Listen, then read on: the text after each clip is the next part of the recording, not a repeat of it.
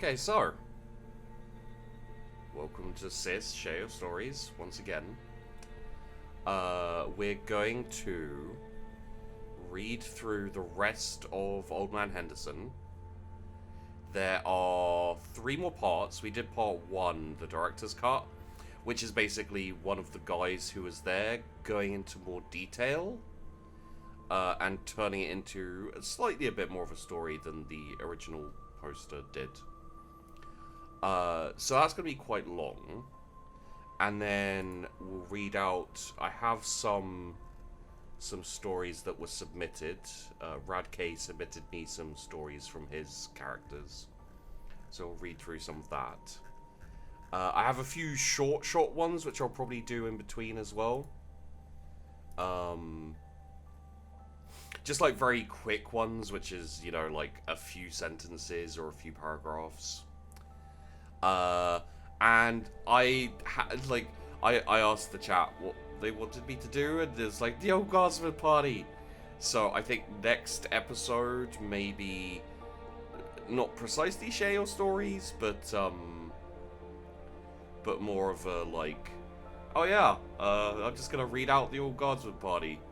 So,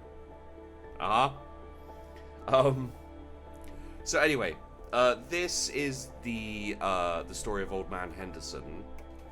Yeah, well, yeah, it's up on the chat anyway. People can read it if they want. This is the story of Old Man Henderson, a player who got upset with their DM, with their GM, and made a game-breaking character. Kind of on purpose, to be like, yeah, how do you like it? So, yeah.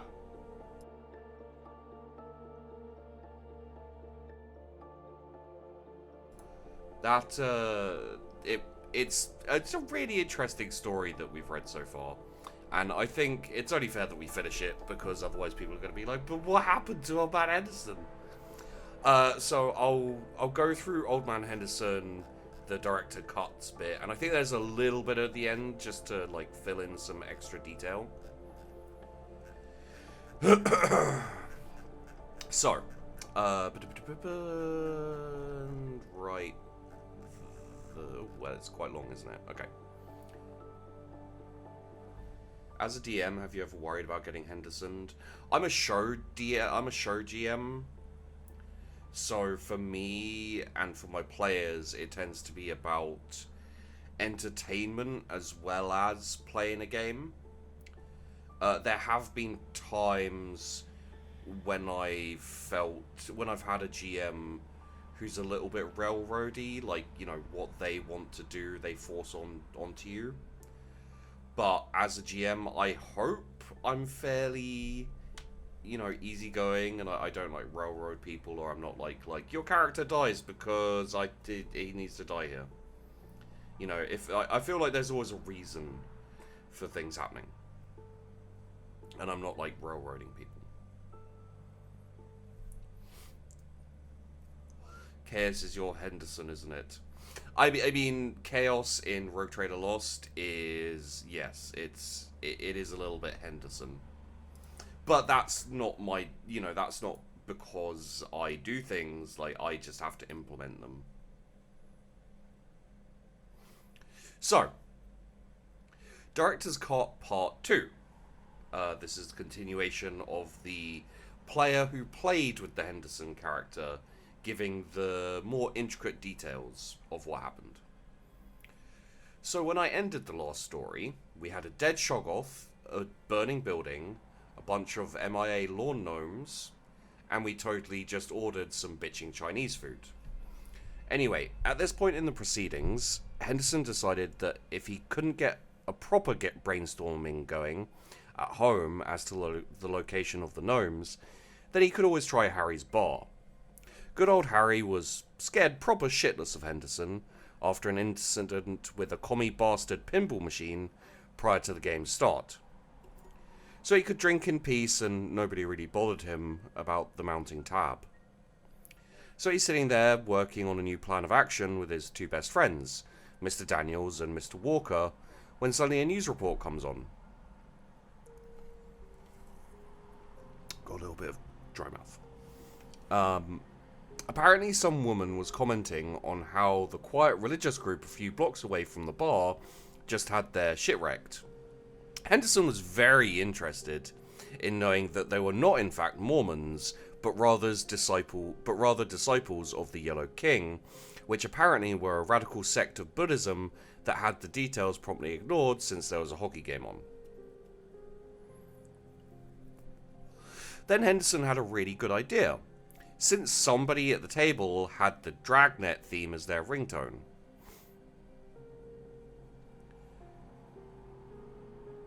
He knew fuck all about looking for people, but a private detective.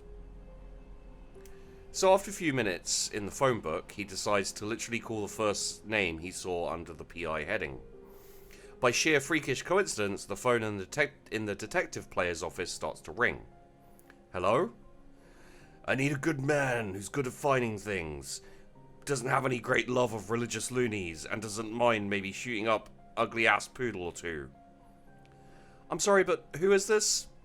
Name's Henderson. I need some help from a professional. No argument here. So you're looking to hire a PI? Yep.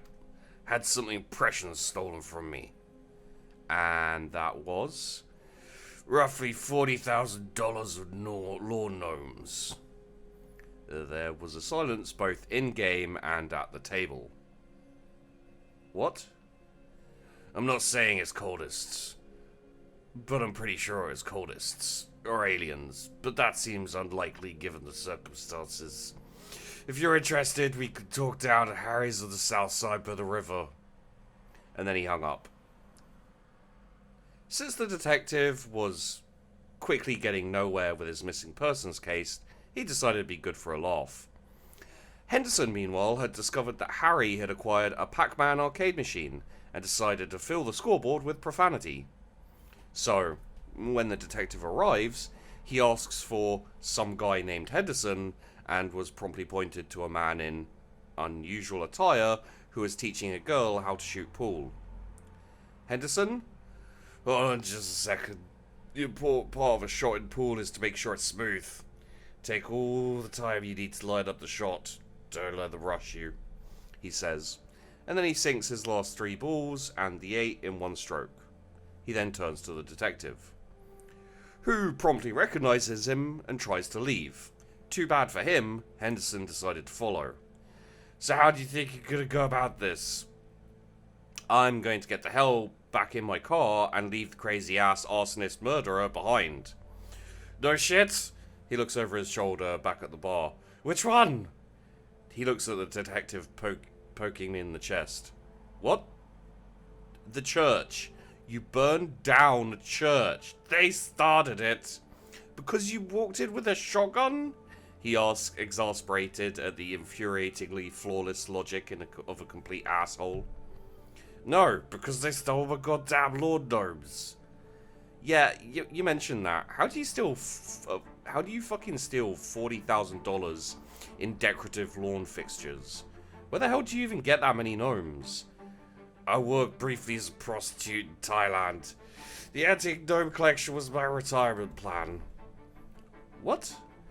Ended up riding some dude's junk all the way back home. Hell of an uncomfortable ride, let me tell you. Not meant for the ocean blue. And I would know. You understand the logistics of riding another man's junk across the ocean? Well, in a general sense, I took a course on shipbuilding back in college. This was before we had those fancy navigational gypsy Pathfinder space ferries. Alright, you said you were looking for gnomes? Actually, that was earlier. Just now I was explaining that I knew so much about catching a ride on somebody's junk because of vigorous study in my youth. Let's focus on the gnomes. You think they were stolen by a cult? The only thing that makes sense from what I know. I want you to look at into this Disciples of the Yellow King. See if they're doing anything suspicious. Actually, I was looking to them already for another reason. Looks like they've got a hand in human trafficking. Lawn Gnomes seems like an odd direction to go in, but I won't deny that they're up to no good. I'll let you know if I find anything worth talking about. Sounds good. I'm usually at Harry's unless I'm not. Now, if you'll excuse me, I have to go see a man about a horse. Henderson then walked across the street, stole a bicycle, and rolled off into a plot hole for a brief period of time.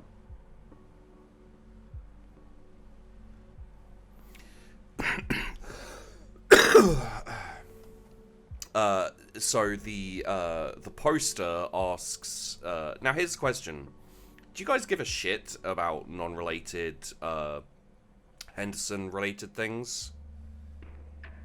About non-Henderson related things, because the rest of us were trying to play a somewhat serious game around him, and I wanted to know if you guys wanted the whole story or just shenanigans of Henderson.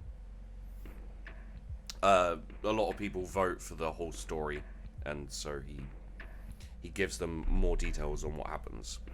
Alright, so at this point, the guy playing the detective decided to give my character an easy in with the group, since poor Jimmy was still on his lonesome for the moment. In rolls James Fink, one of several characters whom Henderson killed, and the only one besides Simon whose name ever got remembered by the rest of the group. James is a longtime friend of the detective, whose name I just remembered was Albert Johansson. Back when Al was still a cop, Jim was a thug for the local mob. They worked up the ladders of their respective organisations, gained the respect of their co-workers, and eventually ended up leaving their jobs on good terms with their bosses.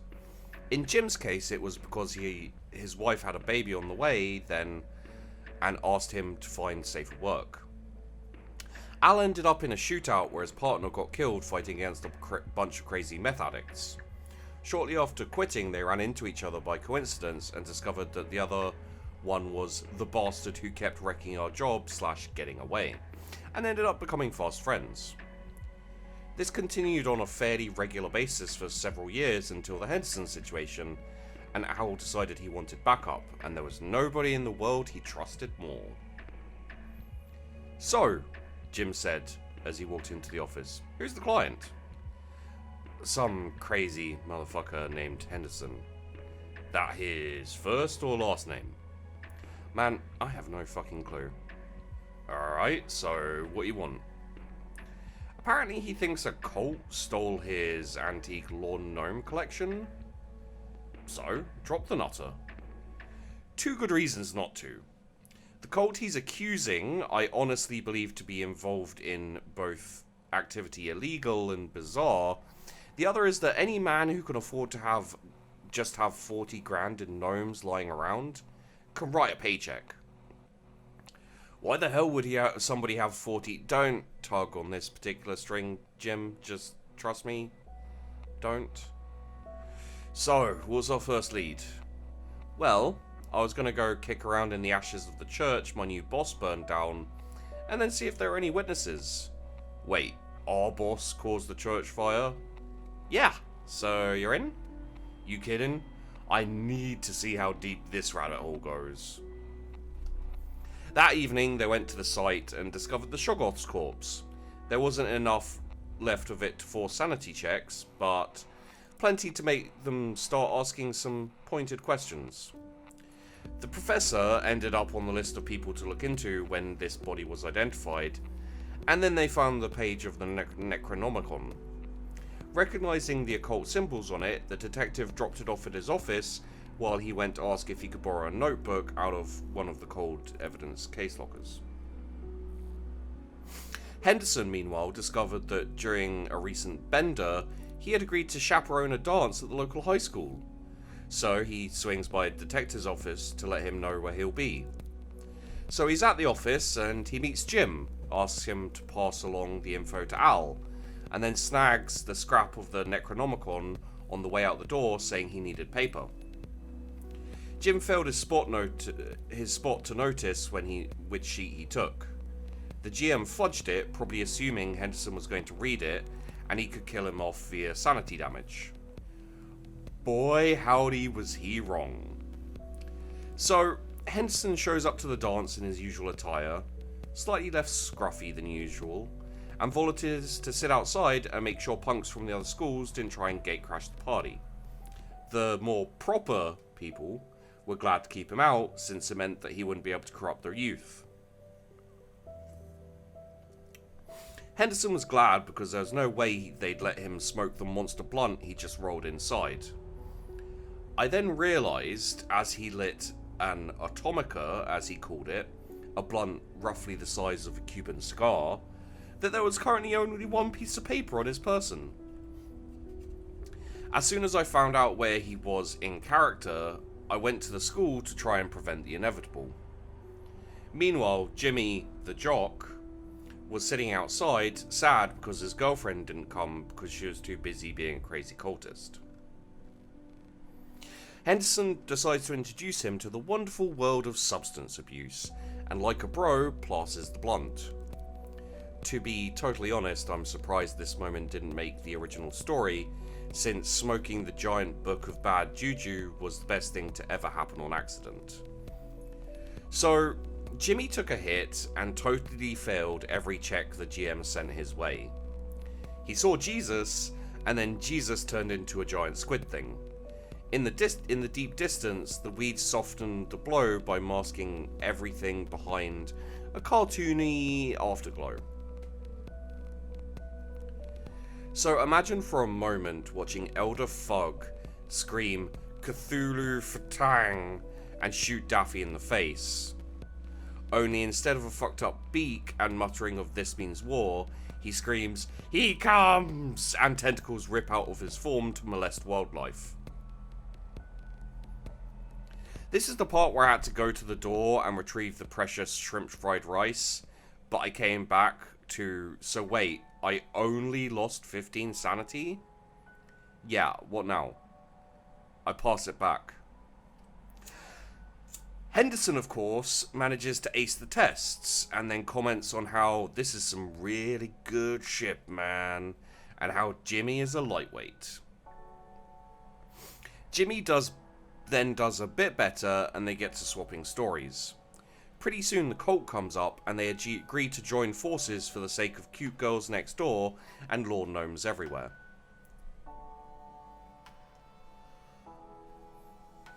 Sadly, that roach burned fast and hard, so when me and Al got there, all we saw was the crazy old fuck and some crazy ginger teenager crash together against the wall, giggling at those silly squid things in people's heads.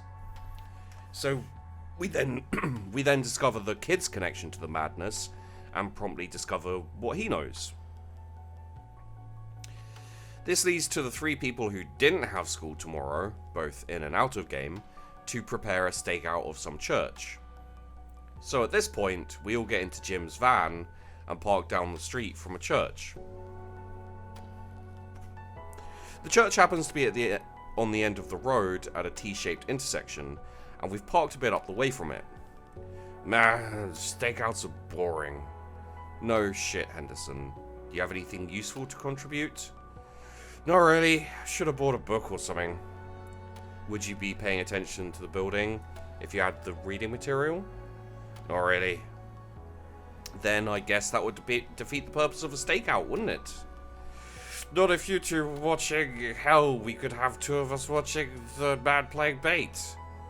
You'd volunteer for that? Beats the fuck out of sitting in a van with two dudes who won't even let me smoke. Didn't you smoke evidence last time you lit up? I regret nothing. Fuck it, you guys hungry or something? I'm gonna grab some munchies from the gas station. Bring coffee. And cheese doodles! Alright, back in.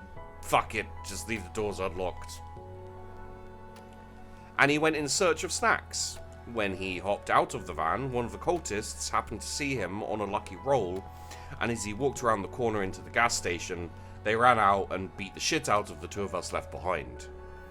About the time we got dragged into the building, Henderson had finally gotten out of the bathroom. About the time we got tied to the altar, Henderson had stopped to try on hats. About the time the ritual reached its height, Henderson was debating which AC/DC album was the best with the cashier. The end result of that argument was that they couldn't decide if Back in Black or Dirty Deeds was the best album. Black Ice was pretty boss and heralded only good. So then, with some tense tests of willpower and resolve, Al managed to free Jim and hold off the cultists while an evil presence steadily took chunks off his sanity score until he was no longer able to resist. Smiling in malicious glee, Hastur began to stalk his new prey. At this point in time, Henderson had just walked out the store, just in time to see my character get murder-glomped by a monster wearing my friend's face. So he does the only logical thing he could. He stole a fucking fuel truck. So then we found out he was packing C4 and was making all sorts of tests while gunning it down the road towards us. He made it and bailed just in time for the truck to hit him off me and run my ass over. Hastur rode that truck to its end while Henderson placed a call to Jimmy. Hey kids, Henderson here. Found out what the nasty's a week again. What's that, Mr. Henderson? Point blank annihilation. He then hangs up the phone and proceeds to walk off. I finished bleeding to death 2 turns later. That's right, motherfucker left me to die. Sure, it wasn't like I was screaming for help, but he could have at least checked. Since I'm not too familiar how this board is with certain Cthulhu-based rulebooks, I was basically in what D&D calls alive with negative hit points. So helpless, dying, but there's still hope. Until the back trail ignited, and the tiny amount of fire damage ended me. My one consolation was that the fire blew up the gas station and took the bar he left me for with it. Then the detectives player, after the fastest reroll I've ever seen, entered left stage. William Brocklaw runs in and yells out about his newly refurbished bar just got destroyed on the evening of its grand reopening. Hey man, if it makes you feel any better, I can help you get back at the people who did this. Who are you? Name's Henderson. This is my right hand, Rupert. And you know who did this? I'm fairly certain I do. Ever hear of Disciples of the Yellow King? Are you saying this was done by cultists? Look, I'm not saying it was cultists. But it was probably cultists. Come on, your bar might be gone, but it's not the only watering hole in town. Ever hear of a pub called Harry's? You look like you could use a drink. At Harry's bar, he got filled in on what Henderson knew, while getting a couple of drinks on the house. I probably would have been there too, were I not slightly pissy about losing 2 characters in as many sessions. So after a few minutes of back and forth, Will decides he'll get in on it if Henderson can provide some proof as to the whole evil cultist thing. So why'd you decide to go after them? Revenge, mostly? Really? What happened? Same bastard who blew up your bar killed 2 of my buddies.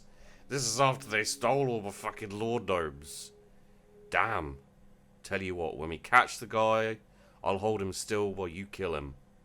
Mighty generous of you. This was the point where we called it for the evening, and at the start of the next session, Henderson headed up a daring plan to kidnap one of the heads of the cult. I'll tell you that one next time, but quick spoiler, I managed to get 3 of my own characters killed in one session. Yeah. And that's the end of the Director's Cut Part 2. Man, I love the idea of this, like, slightly oblivious character just... Like, I imagine it would be tough to GM. You know, you'd be a little bit like, oh, really? But yeah, I think it's really funny and interesting to have a character like this. I don't advise it in like an average game. I'll say that, but Very fun. So.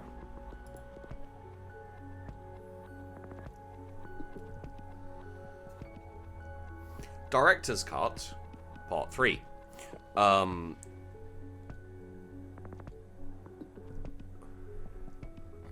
self-called nowhere. So I think this is the guy who's telling the story, and he's just posting up before he starts telling the story. I got enough free time to do the story of Henderson's hat trick. While killing a god is cool and all, that happens a lot in tabletop games. Granted, it was a first for a Call of Cthulhu-inspired game, but I digress.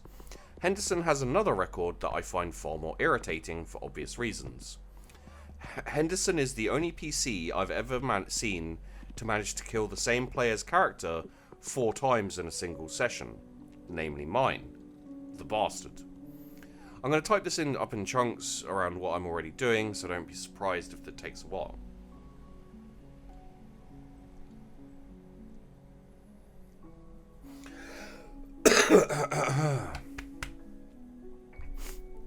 Technically, I mistyped the end of the last thread. I re-rolled 3 times in one sitting, but I already had one character ready to go at the beginning. When we arrived for the game that day, I was determined to not get upset at character death. It's just a game, all pretend. I failed, eventually. I don't even remember the name of my first character. The session began with the cultists using a mob front, planning to kill the son of a rival crime family. Incidentally, the same one Jim used to work for.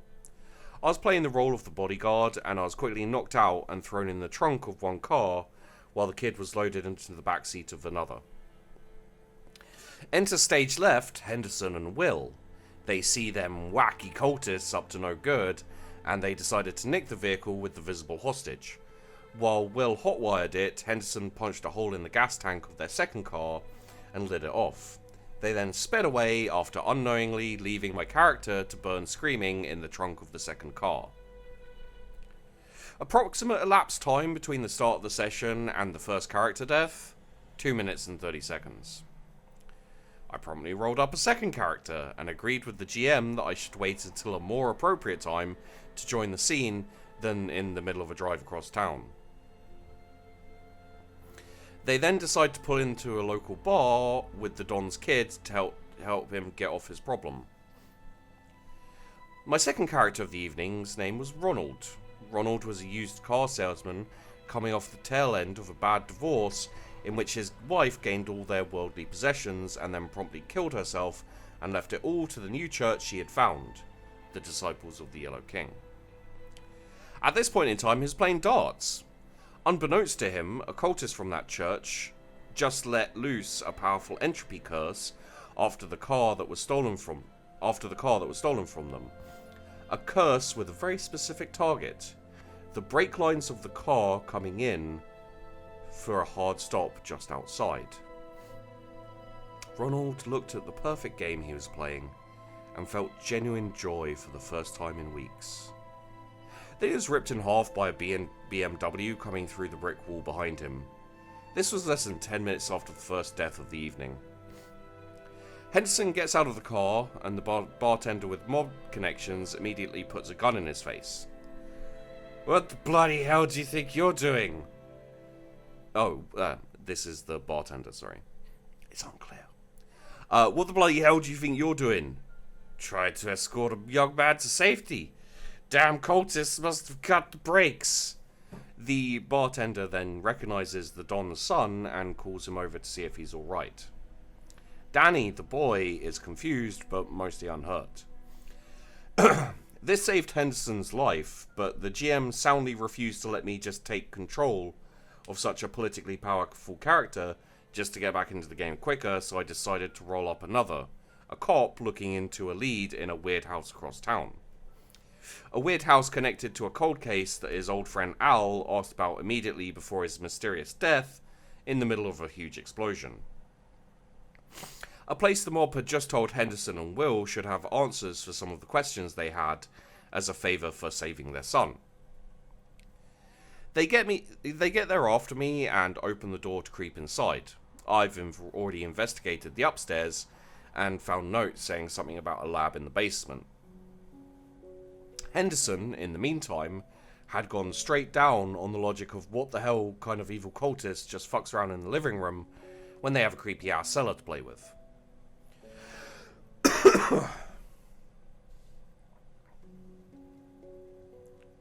He finds an old summoning circle down there and decides to spit in its general direction, accidentally activating it as he walks out the far door and finding nothing of interest in the room. Upon discovering that this other door leads outside, he circles back around into the house and winds up in the study with Will. Meanwhile, with my new lead pointing me at the basement, I run in, see the horrible thing taking shape, botch the fuck out of my save against crawl into a fetal position and cry while losing 2d10 sanity. Henderson, meanwhile, picks up a book off the shelf and flips it open to a random page. What the hell kind of gobbledygook is this anyway? How are you supposed to pronounce this? Al-Wayal Cthulhu Fatangagan? Kikilifar Al is Arakars Fal Depwa? He turns to Will, completely oblivious to the potentacled beast he just conjured into existence behind him, cocked eyebrow, barely visible above the rim of his sunglasses. What does that even mean? What's the point of wasting paper with that sort of nonsense? Will, having barely failed his sanity check, loses 5 points from his score and points behind him, muttering something about a thing that should not be. Henderson chuckles and says how he's not going to fall for that one again. Last time he did, the tranny he was interrogating vis-a-vis his lawn gnomes had her pimp beat the shit out of him and steal his wallet. So he leads Will to the kitchen, leaving the monster to its own devices. I love this character. In the kitchen, Henderson continues to be disappointed with the continuing lack of clues, while the professor is overjoyed to discover that the liquor cabinet was never emptied by the previous owners and helps himself to a bottle. Then the local cultists, getting a report of Henderson's location, proceed to kick in the door to come to kill him. 3 of them are eaten by the thing Henderson summoned at the study, and while they're screaming, the 2 of them take a peek at the next room, and Henderson smashes all the alcohol and lights it off while they run out the back door. The abomination in the basement with me does nothing of importance while I regain my wits and attempt to leave. I bust out the way I came, see the fire, and immediately have a second breakdown caused by a pre-existing phobia of fire, randomly rolled for, and then die burning, screaming in pain and terror. Much like the cultists and the monsters. Meanwhile, Will is asking Henderson why his car only has the Creedence Clearwater Revival playing ever.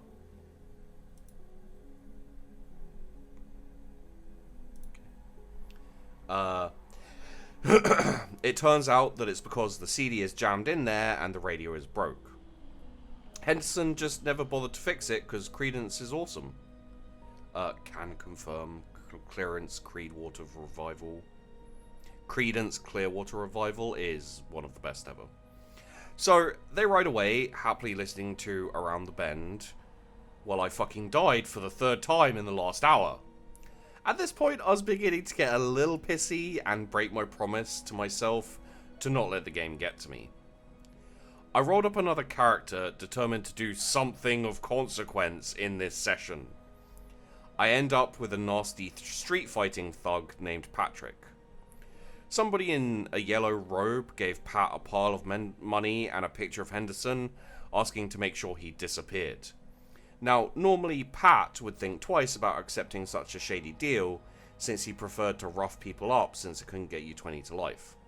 However, it was a lot of money, and I was getting to be very bitter about the whole dying every fucking session thing, so Pat agreed to the job. I figured that this would end with me either killing Henderson, or us getting into a scuffle and then Pat switching teams. Oh, how wrong I was. Turns out, Henderson wasn't a particularly tough fellow to find, since there's only one crazy old fucker with a mohawk and a Hawaiian shirt running around reeking of cheap whiskey and porcelain. When Pat caught up with him, Henderson was taking a piss in the alleyway on the cardboard home of a hobo that just tried to mug him and is now dead. After he finishes up, Pat taps him on the shoulder and he turns. "You Henderson?" "Indeed I am."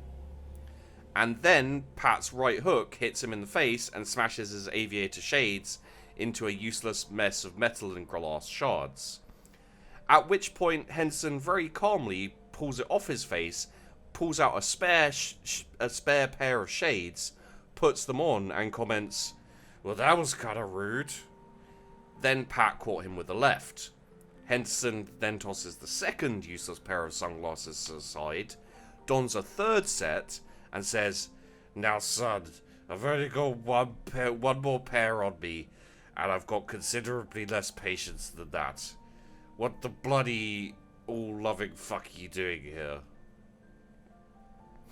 At this, Henderson puts on, "I got good money from a man in yellow saying that you're a no-good son of a bitch who needs to be put down." At this, Henderson puts on a very surprised and concerned face. "A man in yellow, you say? Son, I'm afraid there's been a very big mistake here." "I've been lied to?" "Nah, you're pretty spot on," Henderson replies, before shooting out both my knees with his concealed handgun, followed by a pair to the balls. "But no man gets between me and my wee men." He then walks out of the alleyway, leaving me to bleed to death, and everyone at the table kind of looks shocked at the fact that Henderson just blatantly executed a PC right there. I will admit to flipping my shit a little bit while the GM went to consult his notes. I confronted him. "Why the fuck did you just kill me? What? You just fucking shot me dead." I shot a random guy who threatened my life and started trying to beat the shit out of me in the middle of a crime scene where I totally just murdered a hobo. Yes, I did. What possible reason could I have not to shoot you? "It's me, you cock! I've already died like 3 times today." That's metagaming. I went to make the call for takeout, knowing that I would have hit him if I stayed. And this is the original poster's little aside. And the guy who playing Henderson, it also comments every now and then, so I'll let you know when they switch. Before anyone says anything, I know I'm getting violently angry over a game is stupid. That's why I walked away before it got the better of me. Nobody in the group, except for maybe the GM, was that guy. But we all had a tendency or two that could have put us into that category. Old Man Henderson's player has a thing about the rules and about characters that I'm pretty sure are signs of his OCD coming to the fore. It's a real mild case, so you wouldn't know he had it even if you, unless you noticed the little things, like the fact that he never has a volume set for an odd number. If there are rules in place for a game, he expects them to be followed as written. If someone modifies the rules for some reason, that's fine as long as he knows in advance there's a change. The dice land is the dice land, and he tends to be very chill on the whole thing as long as you don't manage to piss him off. Me, I like being a team player. I honestly hate playing a multiplayer game if it means going against my friends. I think this quirk may have eventually rubbed off on Old Man Henderson's player as far as videos are concerned, but I digress. That's video games. So, one of my sore spots is basically infighting. If 2 people start to have a fight in character or out of character, it ruins the fun for me. I don't give a shit if the random kobolds will be beating up or having a bad day. I give no shits about some random guy in a server I keep sniping. But that guy I'm shooting isn't Dave, my friend, who let me move in after I had a bad breakup. That kobold isn't Mike's new PC. Personally, I think this is where the line between that guy and the rest of us is drawn. We're all geeks and nerds. given what gets posted on TG and /TG and 4chan at large on a daily basis, I think it's fair to say that we're all assholes to some degree as well. We all have in us some quality or two that might be detestable. The difference between us and that guy is we're trying at least to be acceptable, if not good. I've gotten off topic a little bit. I opted to go for a quick drive to get the pizza since it was a bit cheaper and we're taking a break anyway. Old Man Henderson's player decides to go with me, defeating the purpose of me trying to get away and clear my head. On the way was probably the time where we actually became friends. You see, up until this point, we've just been kind of hanging out in the same group, playing games and shit. But on this day, I don't know what prompted it, but I got angry and I kind of yelled at him. He took it in stride, came back with a reasoned argument, and let the matter drop. On the way back, we bickered over stupid shit, but I think out of all the crazy shit I've seen and done with him, near-death experience, epic games, LAN parties, late nights having to go help a friend, that time he talked down a jumper, this was the one that stuck with me the most.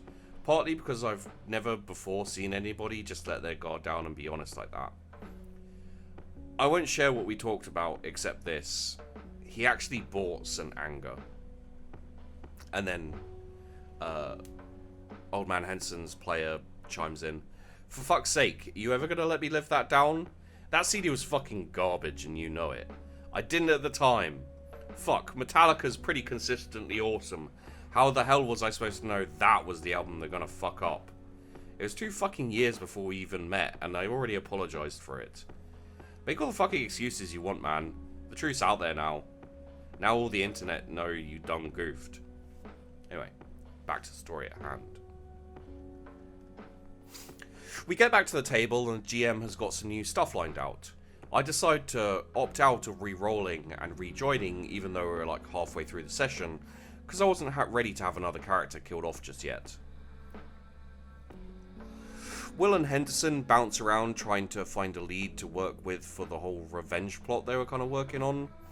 They ended up meeting up with Jimmy to try and talk his girlfriend out of being a cultist, which ended up fantastic. Jimmy basically agrees to go to one of the meetings if she promised to seriously have a chat with him afterwards about the whole joining a cult thing.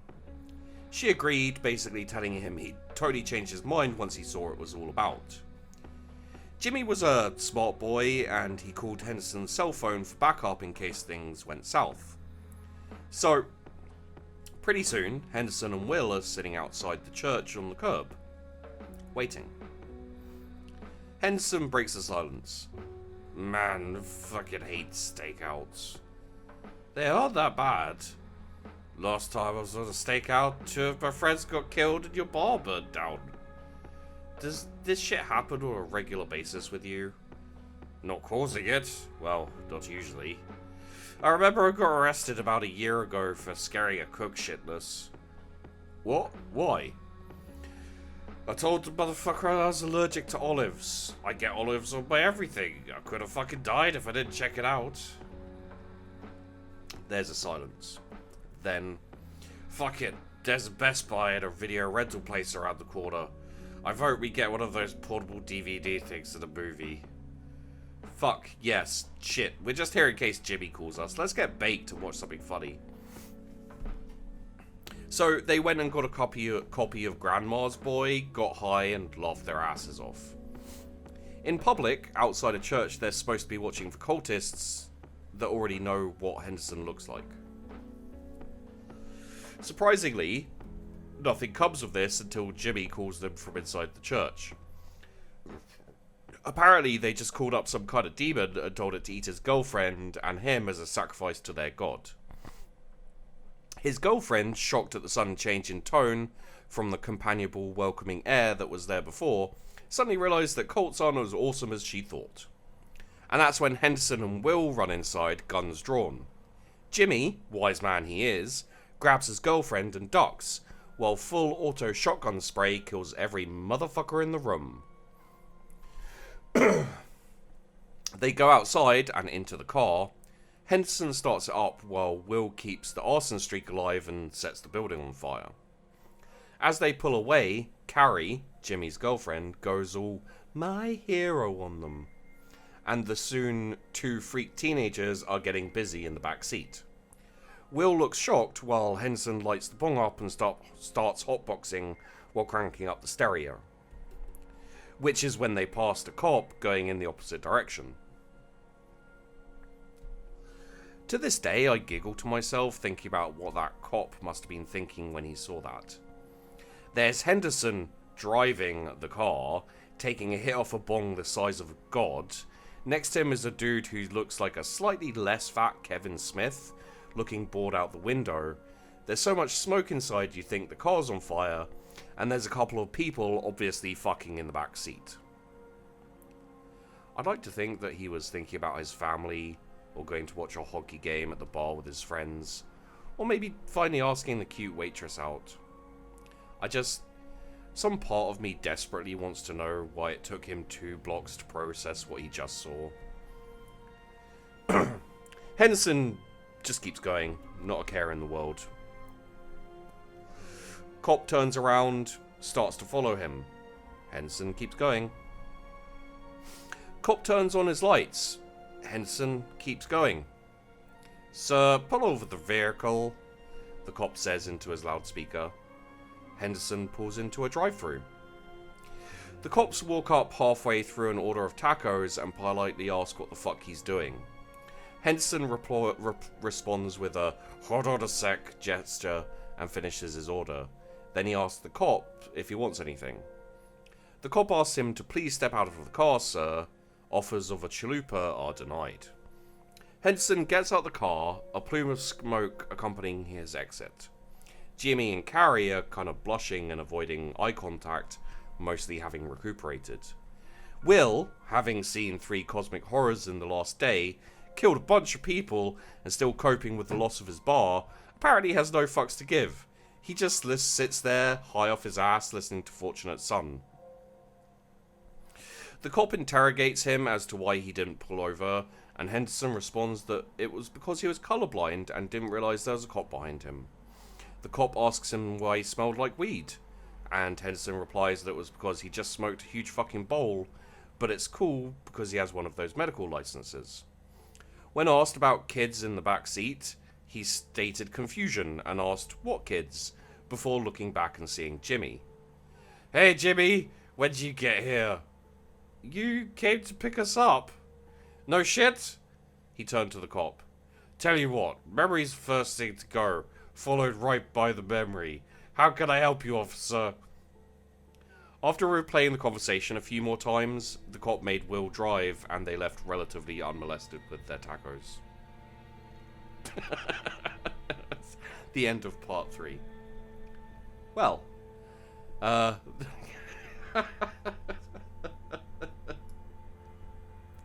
memory's the first thing to go, and then the memories.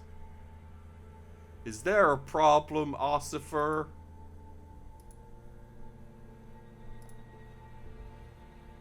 Oh, Psycho, thank you for the twin love. Much appreciated. So we have part 4. And I believe that's the end. Yeah, so we have there's like a little bit extra, which I don't think I'll there's like a little bit of a post thing, which we probably we may go. It's pretty quick. We may go into it, but let's do part 4, and then we'll do a few like short, very quick little stories and see where we go from there. So, Director's Cut Part 4, Old Man Henderson. I think when I left off on the last story, our intrepid heroes had just gotten their hands on tacos and narrowly avoided getting arrested. Henderson is formally introduced to Carrie at this point, and I declined the offer to take over her character to get back in the game. I already had a character in mind, and the session was almost over at this point anyway. Henderson, being the responsible adult that he is, takes the kids to Harry's. If you're old enough to kill cultists, you're good to drink, he told them and grabbed everyone a beer. We got most of the way into an elaborate The Big Lebowski reference when Mike finally asks a question in a tone of voice that suggested irritation. What the hell are you guys talking about? What?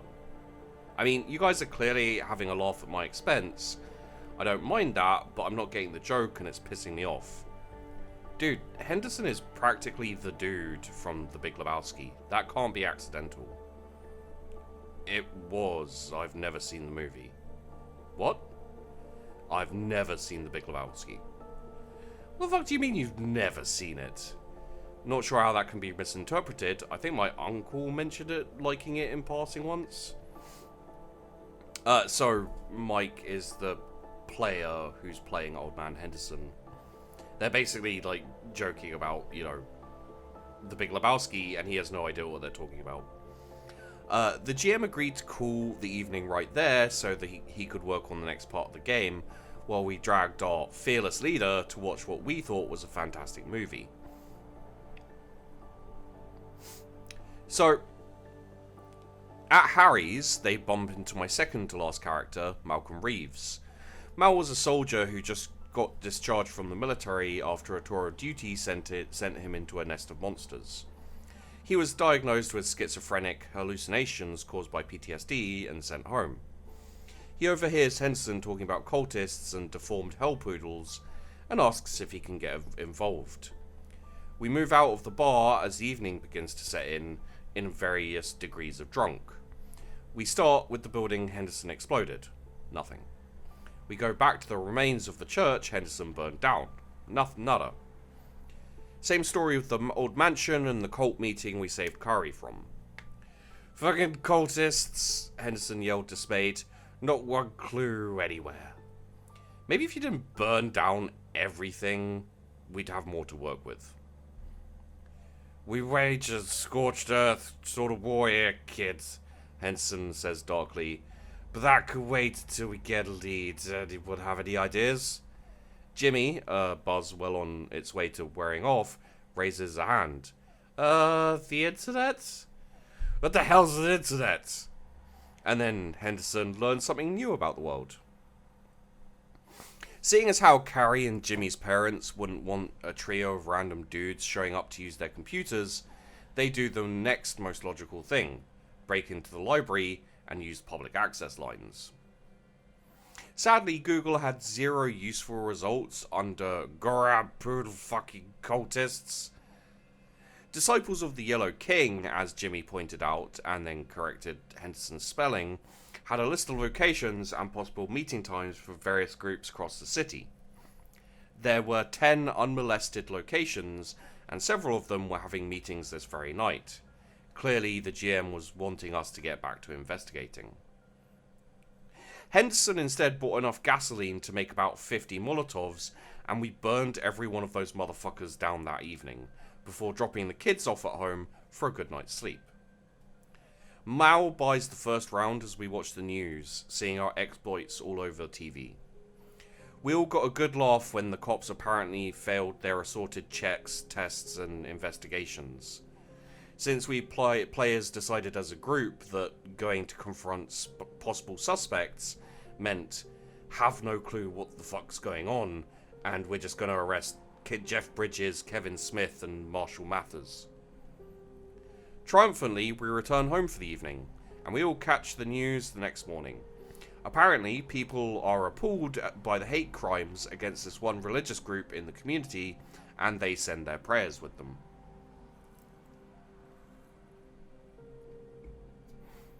The head of the local cultists thanked the community for their concern, and said that he had the permission of local government to gather together and pray for the souls of their departed in a local high school gym.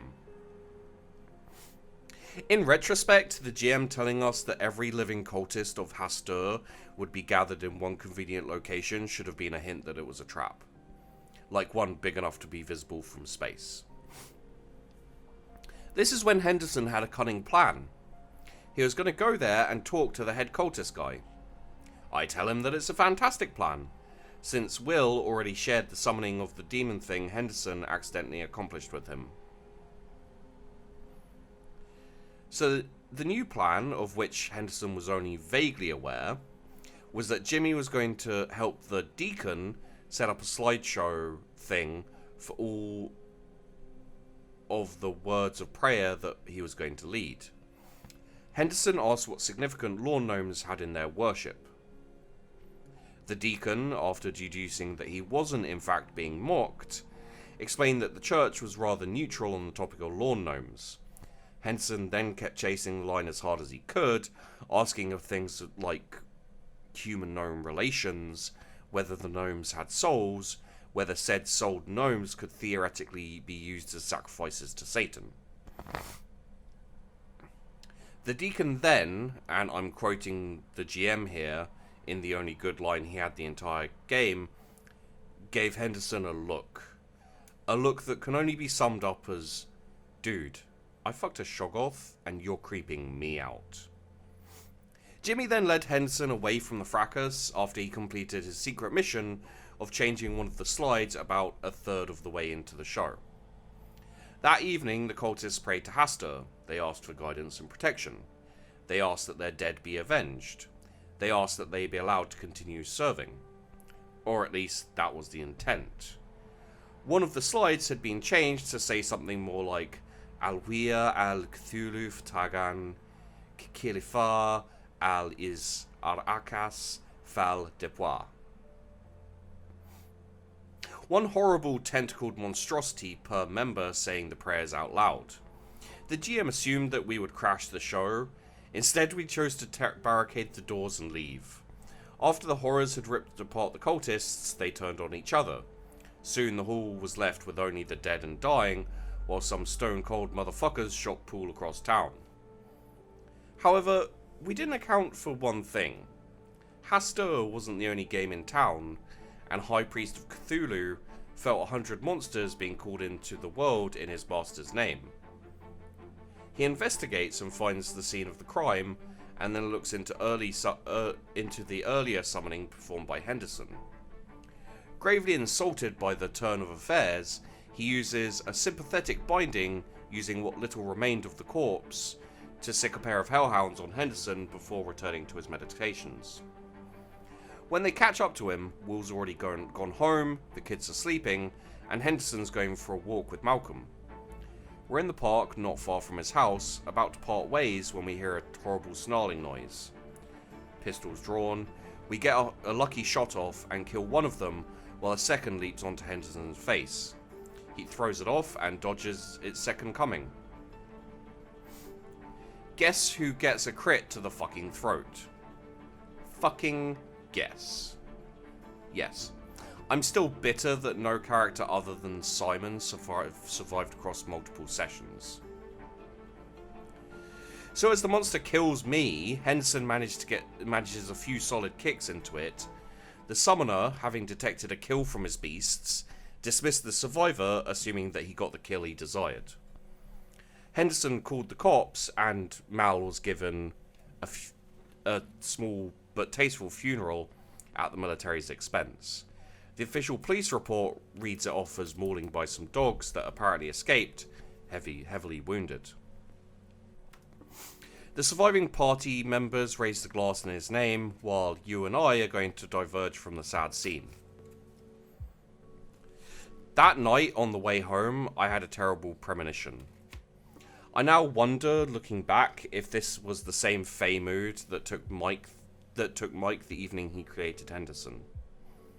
I lurked forums, I googled strategies, I shared small snippets of my sob story online while I accumulated knowledge.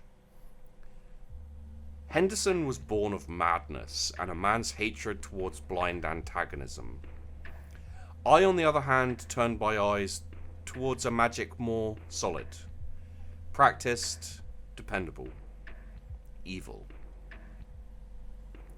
I delved into deliberate munchkinism for one express purpose: the creation of Simon Breckenridge, the British spy.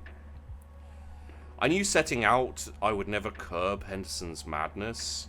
I could never hope to match it either.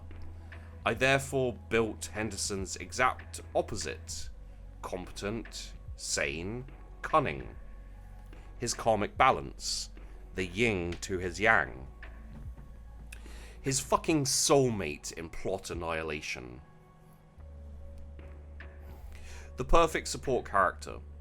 When utilised properly, a well-made and played support character is a fucking force multiplier for team effectiveness. Since Henderson was already wrecking the campaign harder than anything I could possibly design, I chose to co-opt Mike's efforts and make the Henderson situation exponentially worse. Since I've been absent for longer than intended from the whole director's cut thing I've been doing, I'm going to power through the rest of the story tonight. So excuse me while I go slip into something a bit more comfortable and grab a snack.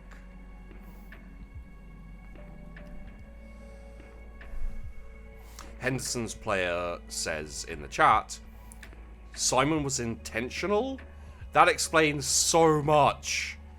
And then the narrator says, man, I can't make shit up off the cuff like you can. Simon was like a week's effort. I skipped a couple of classes to perfect my technique.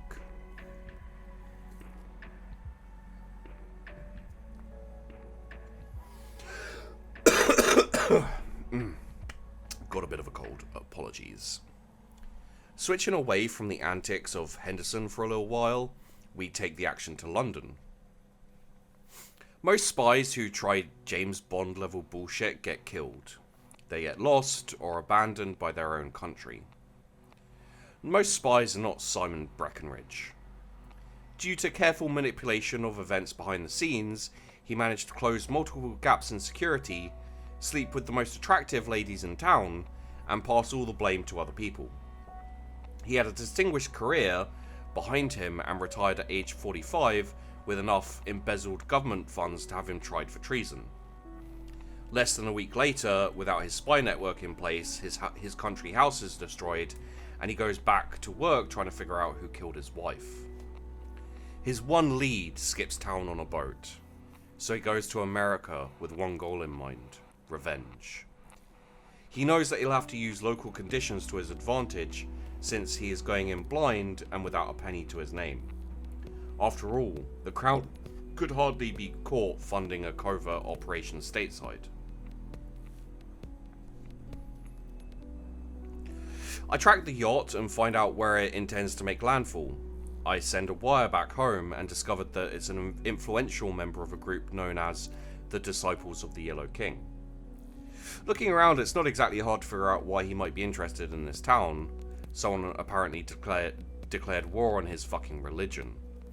I decided that finding the group responsible for this would be a wise move, since the enemy of my enemy would make an excellent disposable asset for the given value of friend. Deciding to get up bright and early the next day to search it out, I retire to a pub near my quaint hotel room, intending to sample the local fare. As I walk into Harry's pub, I'm greeted by a pair of people in the midst of a heated argument. I'm telling you, Will, this sort of degenerate activity is what's wrong with this country today. You're fucking crazy, Henderson. Each generation has its thing. You guys have Woodstock, this is just the new thing. Come on, we all know those punks on TV are talentless hacks. The real masters of the craft are dead and gone. I guess that's true, assuming you give proper credit to the proper men. Well, there's no fucking way in any universe that Tupac is bigger and better than Biggie. Let's get a second opinion, Will responds before pointing at Simon. You there, you guy. Yes? Tupac or Biggie? For what, president? I'd rather vote for someone with a sense of pizzazz. What's Liberace doing these days? Henderson smiles. I think I like this guy. Sup, Limey? What brings you across the pond? I'm a secret agent for the Crown. I came here to reenact a James Bond movie and get thrown out under an assumed name. Given your hilarious liberal gun laws, that should take most of my holiday. Which Bond? Connery, the only proper one. Simon notes a hint of distaste in his voice. Nice. Henderson looks at the TV. Hey, they're talking about us again. Your church? Simon asks, taking mental notes. Victims of jihad, Will responds, taking a sip of beer. Demons summoning cultist bastards. Stalbados too. Why do you reckon they did that anyway? Will asks, turning to his compatriot. Nearest I could guess, some sort of ritual sacrifice, Henderson responds. By the way, that taxidermist ever finished stuffing that poodle? I figure I could use him to keep away the kids on Halloween. Simon finishes his mental assessment. These morons will make excellent cannon fodder. Gentlemen, a proposition? He then explains the yacht situation to the two of them, while Henderson takes a call from Jimmy. He then laughs. Could you boys handle getting some parachutes and some speakers for a rock concert? I just had the best plan ever. What sort of plan is this? Will asks, watching Henderson intently. The best whatever! Come on, when have I ever lied to you? Refusing to explain further, he goes and leaves in his Buick to unknown destinations. Will lets out a sigh. I know where we could grab some speakers. You think you could get some parachutes? I think I can manage. We meet back up here tomorrow? So, while we went off to do some very mundane things, Henderson went to the local Air Force base. He told the man at the gate that he was a veteran needing to see a doctor, and then drove off to where the vehicles are kept. Since the GM had no idea how base security was supposed to work, he pretty much just walked up to a cargo chopper, going through pre-flight checks, and punched out the pilot. After hooking up the Buick, he flew across town to an abandoned warehouse and parked the chopper before going home. There really isn't anything more to that story. Apparently these were the worst MPs in the history of our armed forces. We'll come back to the bar, and Simon informs the group that the yacht will arrive in 2 days' time. Henderson and Jimmy rig up a thing that would let them control various light charges and speakers from a cheap laptop, while Simon reacquainted himself with the controls of a helicopter. The theft and dropping of the yacht clearly happened at this point. I'm not going to bother reposting that part of the tale here. My version wouldn't be nearly as funny as the way Mike wrote it anyway. If you guys haven't listened to the first part of this story that I read out, it's on YouTube. It is the Share Your Story first episode. And I read through the Henderson story there.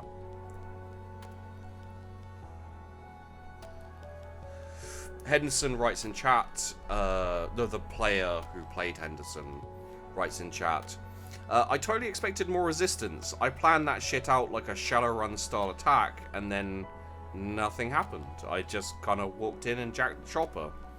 Hilariously, I had no flyer chopper related skills, even in the backstory. The GM just assumed it was there, and I went. Fully expected to crash that thing in a field running from like the entire military.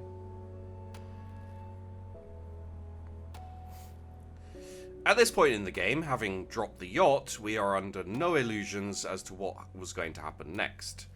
The GM gave up the investigative undertones, we gave up on disguising our war. I don't know why, but the GM refused to give us a cop-out.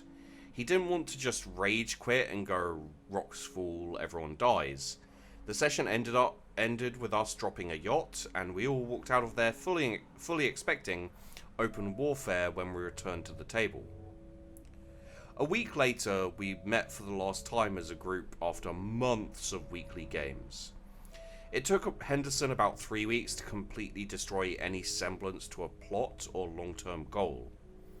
All that mattered at this point was that our deaths were long, glorious, and brutal. Ironically, it was the first time we all arrived at the table with the same expectations and enthusiasm. Mike wanted to see Henderson die, and the GM wanted to kill him. I wanted Simon to draw it out as long as possible. John wanted to see Will continue to give zero fucks.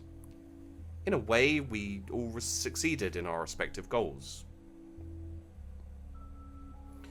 The game picks up about 3 days after the dropping of the yacht.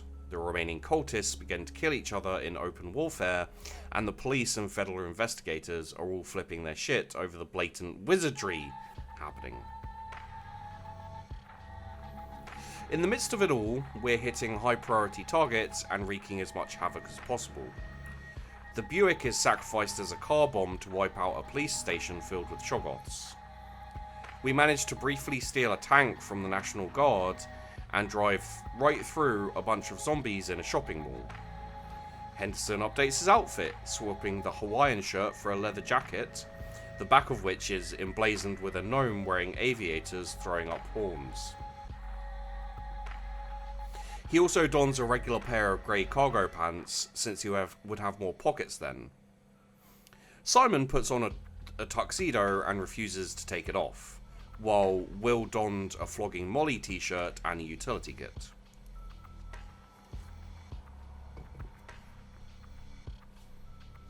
Jimmy and Carey sadly couldn't update their costumes. Their players were pulled out of the game at this point by Jim's parents in the real world, since they insisted on dragging them to some movie. We decided that meant that Henderson made Jimmy get the hell out of Dodge, commanding him to continue the good fight if it came to that. We went back to the abandoned hockey stadium we were using as a base and loaded him up so he'd get out safe, and then dropped him near a military evac zone where he met his family. We raided an Applebee's to get some food supplies and then hit up a hardware store along the way. On the way back, we find out the bad guys have realized we're the cause of all their problems, and we're about to launch a coordinated strike against us. They breach the military line between us and them, and start to pour after us like a black sea of unthinkable horrors. Along the way, they start to reanimate the dead and dying of both sides to join their charge. We managed to stay a half step ahead all the way back home, occasionally taking a detour through a place like abandoned shopping mall or the home and garden centre at Lowe's. We get back, and then Henderson lifts up a gnome from the back of the truck. He smiles and then sets it back down before turning to us. "Gentlemen, it's been a pleasure." And with that, he made his way to the rink. We all knew it then that it was a last stand scenario, and we started barricading the doors. We managed to get 3 or 4 of the entrances, almost unbeatable, but the 4th one was being broken open when Will and I got to it. Simon told him to go and make sure he took as many with him as he could, before walking into the mass to rejoin his wife. Will stole a Zamboni out of storage and set a new high score while running over zombies and throwing ammo and such to Henderson. When he died, they were forced to go over the machine he left to get onto the ice, where Henderson was waiting for them. He managed to kill a shitload of them, but then he saw they managed to get rid of Will's impromptu barricade. As if on cue, all 3 of the still locked entrances explode open, and a horde seemingly without number comes in. Henderson smiled and called Hastor forward into the world, and set the timers. As Hastor stepped forward, he got a rather unusual greeting. Canada, a home and native land, true patriot love, in all thy sons command. With glowing hearts we see thee rise, the true north strong and free. The King in Yellow pauses, while Mike apparently hits the limit of the internal clock he's been ticking off in his head. Alright, we win. What? The charges go off, I set them for 15 seconds. I needed to make sure he had enough time to arrive, but not enough time to actually arrive. What? He then broke it down and explained little pieces of information gleaned from the investigative portions of the game, meticulous notes from months prior. Together, they painted a very obscure bit of information regarding the nature of the gods in this setting. But that, you bastard, the GM accused dramatically, standing up and pointing. You only just now noticed, Mike returned, politely baffled. The GM then performed the first and only table flip I've ever seen in my years of gaming, before leaving in a huff. After a few moments of awkward silence, I realised that for all the bullshit, it wasn't really a satisfying ending. I'm not sure what drove me to do it, but I stood up. I picked up the table and I moved to the now vacant GM's seat.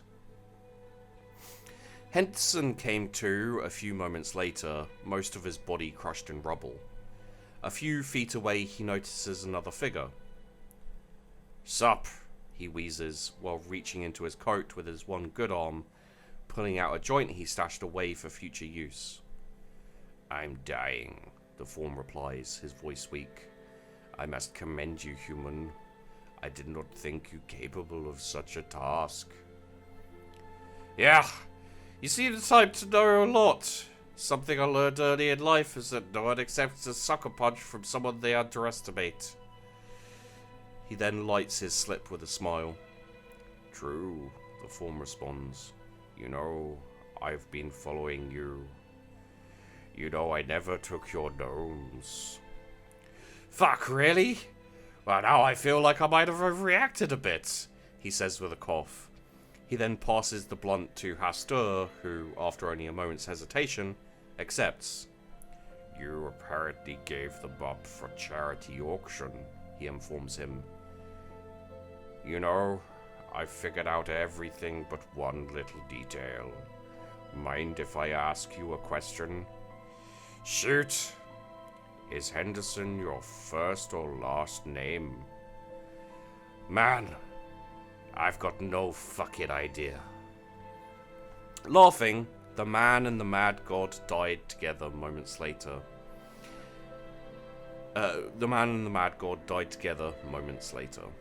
Henderson's body was dragged from the rubble 2 days afterwards, and only Jimmy and Carrie and some old preacher man cared enough to attend his funeral. Henderson's player says in chat, to clarify in further detail, Henderson asked for them not to waste money on a corpse. His exact words were, "Just toss me an old sack or something and send me to the dump. Ain't nobody gonna mourn me or give two shits I even lived." Jimmy opted to get him a rather nice coffin and pay for a decent funeral, even if there was only the two of them there to mourn. It amounted to nothing, but I felt oddly touched that he felt obligated to make the gesture. Will was buried nearby, since they were apparently friends in life and he didn't have much left in the world after his bar was burnt down. Simon was quietly retrieved by his son and put to rest near his wife's grave a week later. Jimmy and Carrie managed to get into a nice college together, since the insurance from Henderson's life and homeowners insurance policies, as well as the money coming in from liquidating Will's assets, gave them a nice head start on life. Their story didn't quite end there, but I'll let that shit slide for now, since I know you guys only care about one epilogue. Henderson opened his eyes, fighting off a migraine God only knows how long later. He forces himself to his feet and squints around at the black desert horizon. He looks at the messes in the distance and the endless sands in every direction. Well, I'm either in hell or Utah. He lets out a deep sigh, realizing he's out of cigarettes. Utah, knowing my luck. He notices a town in the distance, and having no better idea on what to do next, he begins to wander in its direction. Man, that better not be a fucking mirage. The author then types in the chat. Alright, that's it then. The official final end of the Old Man Henderson story. This was the definitive version, since neither I nor the player who played Henderson have much more to expand on from there. There is more in store for our hero, but it's not really just his tale anymore. Sometime in the future I'll tell the story of the game I will never top as a GM. It was a first in many ways for me, The first game system I designed, admittedly it was mostly just Deadlands modded to hell. It was the first full game I ran. It was the first campaign I named going into it. It was a game so successful and loved by my players that every one of the main characters ended up getting their own spin-off campaign. So that's it for Henderson, but keep your eyes peeled for when I lay out the Kings of Nowhere. I'm not going to half-ass it like I did this one, since it's the campaign I feel that I need to do justice. And then there's just a little bit extra. There's the fate of the backstory of Dune and Eli burning. So the author writes, right, so the tale of Old Man Henderson ended when he died, or so I thought. A friend of mine gave me a call and asked me if I wanted to play in a game he was going to run. The premise was this: there are various people who are simply amazing during life, like how there's a normal engineer and then there's Tony Stark. There's a normal driver and then there's the Stick. There's a normal detective and then there's Sherlock Holmes. These people were basically heroes like the ones of old, expressed in a new way. And when these legends die, they don't completely fade away. Sometimes when one dies with a job unfinished, they end up haunting a place. Sometimes when they die, they become a martyr for the cause, never fully removed from memory. And then there's the oddest cases, when two heroes clash and destroy each other, their duel continues in another place. A place somewhere between life and death, heaven and hell.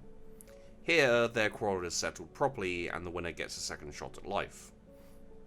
I'm not going to tell the full campaign story here, since it isn't the time or place, nor have I had a chance to type it up properly. In the end, Henderson beat a vastly weakened Hastur and won his resurrection. Then he found out what happens to a god when it dies. It doesn't get an afterlife, it just stops existing, and then a new one takes its old place in the cosmos. So he did something that threw everyone for a loop. He hijacked Hastur's essence to contact another god. Nyarlathotep answered the call, since he just loves fucking with the established order of things. He cut a deal with Henderson. He'd bring them both back to life as normal humans, but he got to keep Hastur's power unless Hastur decided to claim it back. Henderson was then reborn into the mortal world. In his new life, he came across some knowledge that his childhood friend, Heather, was Hastur reborn, while simultaneously regaining all the memories of his past life. He then got Heather drunk, got her to reclaim her power, and sealed it in an amulet. Nyarlathotep does not appreciate the irony and tries to send cultists to kill him, which is kind of like trying to put out a wildfire by dumping oil on it. Henderson was last seen at around age 17, grabbing Heather and using some weird ritual to throw them into a parallel universe that Nyarlathotep couldn't touch. You could also call young old man Henderson Eli Burning, since that's technically his name now that he's been reborn. Anonymous request: due to the epic levels of madness in this story, is it inappropriate for me to ask that Henderson's full backstory be put up somewhere? Because I really want to read it, and have the backstory of Doom preserved for all time. The player who made Old Man Henderson replied, "Fuck no, I burned that thing. It was evil. Seriously, the world is a better place without it." Anonymous requester. That may be true, but since when does anything about Henderson take the good of the world into account? The backstory is part of the legend.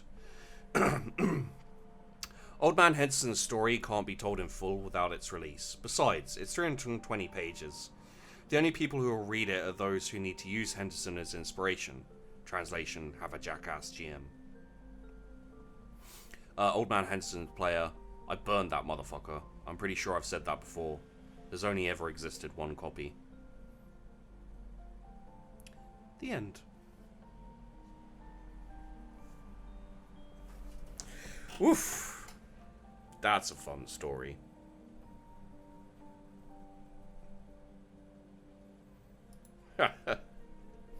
There's like artwork and everything of Old Man Henderson.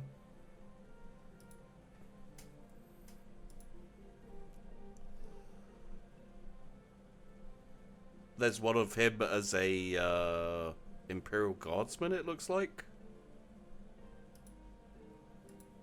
Interesting.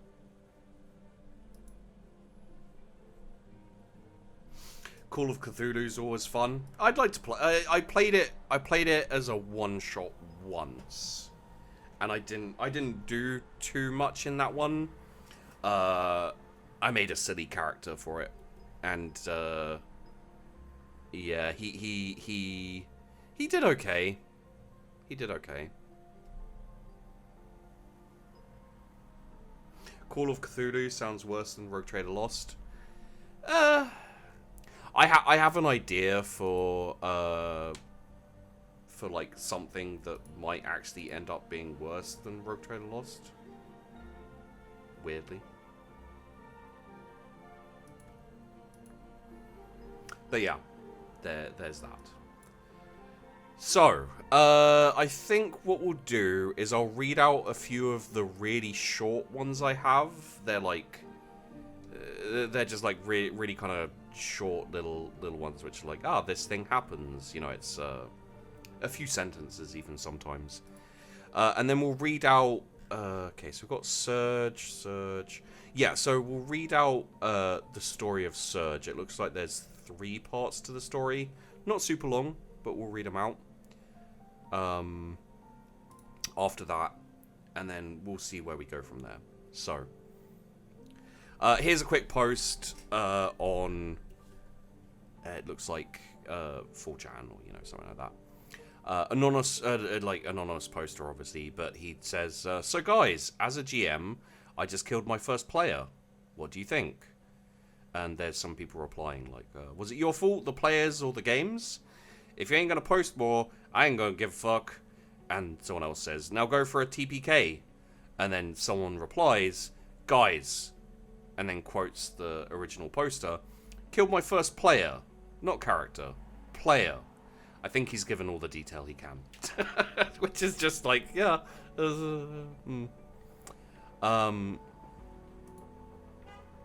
Here's a quick short story about why you always have to consider the repercussions of your magical items.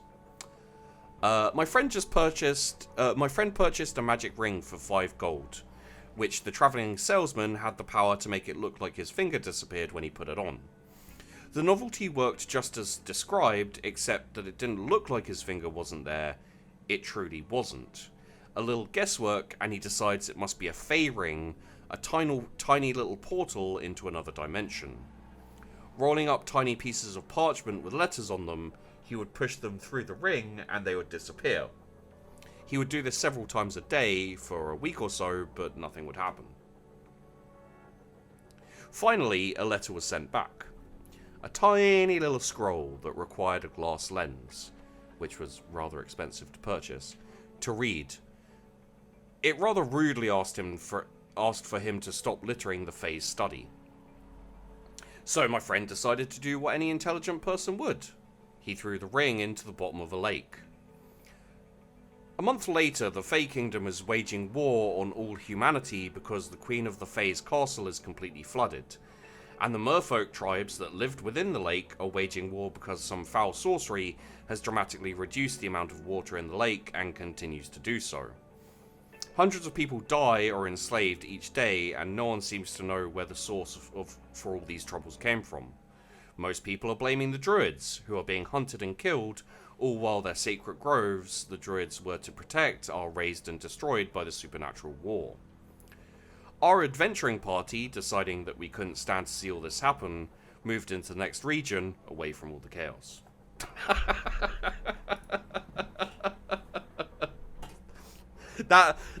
Okay, so that sounds like the GM had a really cool idea and was hoping the players would do a certain something with it. But the player didn't know the GM's line of thinking, and the GM didn't consider that players have their own, they can do their own things. So he created this thing to be like, oh, look how cool this is. And then it just went really wrong, and he was like, oh, fuck. Okay. Well, all of these things are going to happen now. I've done it myself. I've given players something thinking like, oh, they can use this in a really interesting way, and then they use it in a completely like weird opposite way that it just like ruins a whole load of shit, and it's just like, this was so much better than what I thought was going to happen.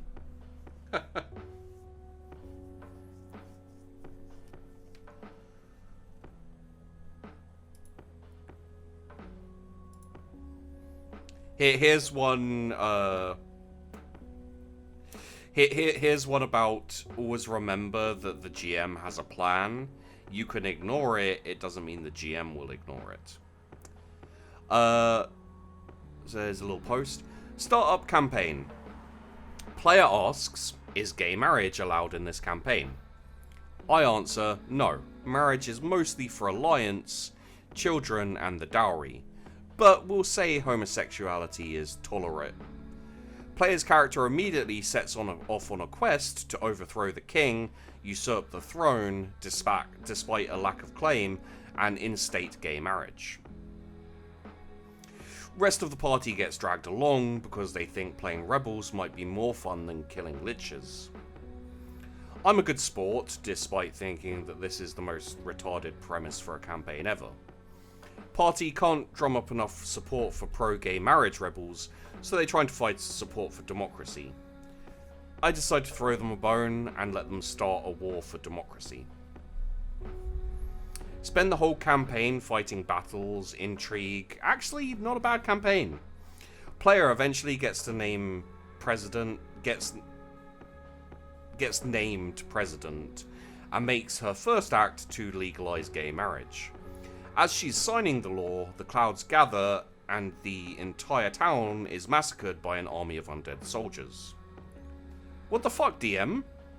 I told you full well that you had to kill that lick, before he completes his ritual and ushers in an age of eternal darkness. Apparently, you thought gay marriage was more important than not getting killed by an army of zombies of skeletons. Good end in my book.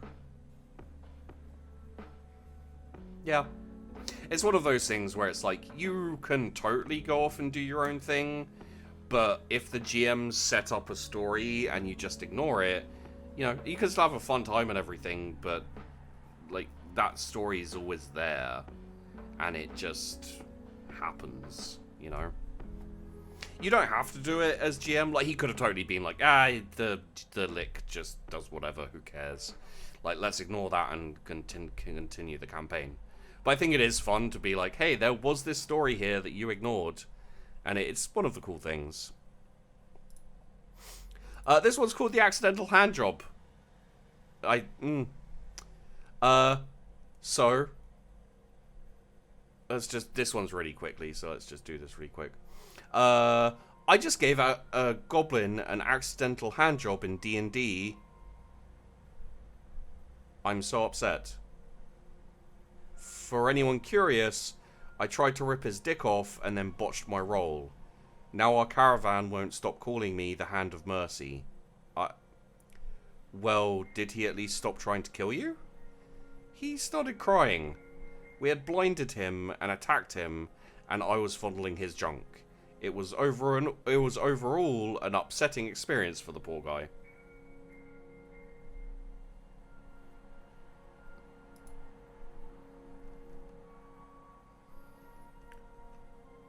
Also, hey everyone, how's it going?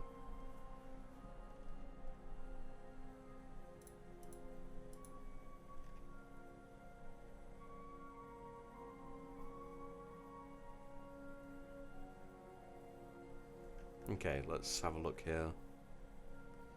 Hey, Radke. You know what? Let's read the story of Surge. Seeing as Radke's here as well, because I did say we would read this. We'll go on to Bjorn, and everything, but this is called, this first one is the story of Surge. Surge was my first attempt at a rogue trader character. Being new to the system, I figured a fighter type would be easy.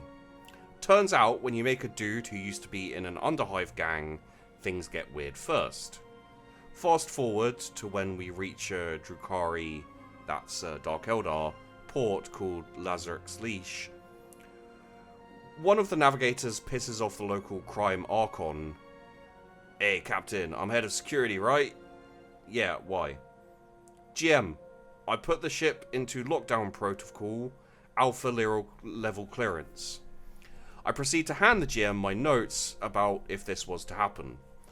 Long story short, every single room gets locked down with automatic bulkhead doors. The crew on board understandably start panicking, as do the dock workers we hired to repair our just shy of hulked ship. Takes 3 days to go through everyone on the ship, checking credentials, searching bags, etc, etc. Find 3 stowaways. Proceed to detain and interrogate them for a full day before the spy master comes in, mind probes one, and then kills them all. Later that day, Captain and me have to go meet Archon bitch tits. Turns out the navigator was accused of raping a Gretchen. Yes, you read that right. Archon tries to act like a hard ass. I decide to treat him like I would a gang leader, hoping my background would help me here. Archon gets curious and asks, "Do you want me to fuck you?" I'm sorry, what? I said, "Do you want me to fuck you, little human?" No, Archon, you would get bored too quickly. Somehow this fucking works, and I get hired to go kill a succubus at the arena. I have a week to do this, and if I fail, I get turned into a human toilet for the navigator. What? Decide, fuck it, I'ma go balls deep. Give a motivational speech to my men over the Vox, and get an honor guard formed to escort me. My personal Igor brings me some things I ask for: combat stims in pill form, a full auto handgun, and a grenade. Walk my happy ass down to the street to the arena with a group of 20 dudes in heavy armor and weapons. Proceed to knock on the door with a Molotov cocktail and taunt the entire fucking arena staff at once, daring the succubus to come fight me. Entire port is watching this either in person or on various cameras floating around. This is an important detail. Group of Drukhari succubi come out, immediately full auto fire at the first one while advancing towards her. Miss horribly because fuck me and my horrible ballistic rolls. She spends her turn charging at me, just barely making it into range. Vroom vroom, cunt. Drop the gun and all-out attack with the chainsword. Miss horribly repeatedly. End up taking so many hits in that fight from a fucking flail and shocknet, which I just ripped off me, and I think I actually broke it when I did that. Take a fucking razor flail to the face, burn a fate point so I don't die. Drop to one knee and proceed to taunt the fuck out of this little shit in front of everyone, calling her too cowardly to get back into sword range like a real fighter. It works, and she pounces at me. I pull the pocket grenade while flipping her off right in her face, as in touching her nose. She proceeds to dodge by 1 point, and I rage quit from my computer before I break something. Come back to my PC to see that after I pocket grenaded, some knockoff Ashton Kutcher punk style camera crew came out to startle the witch and yell, "You've been bamboozled." Arena cult gets massive following, and she basically levels up. Okay.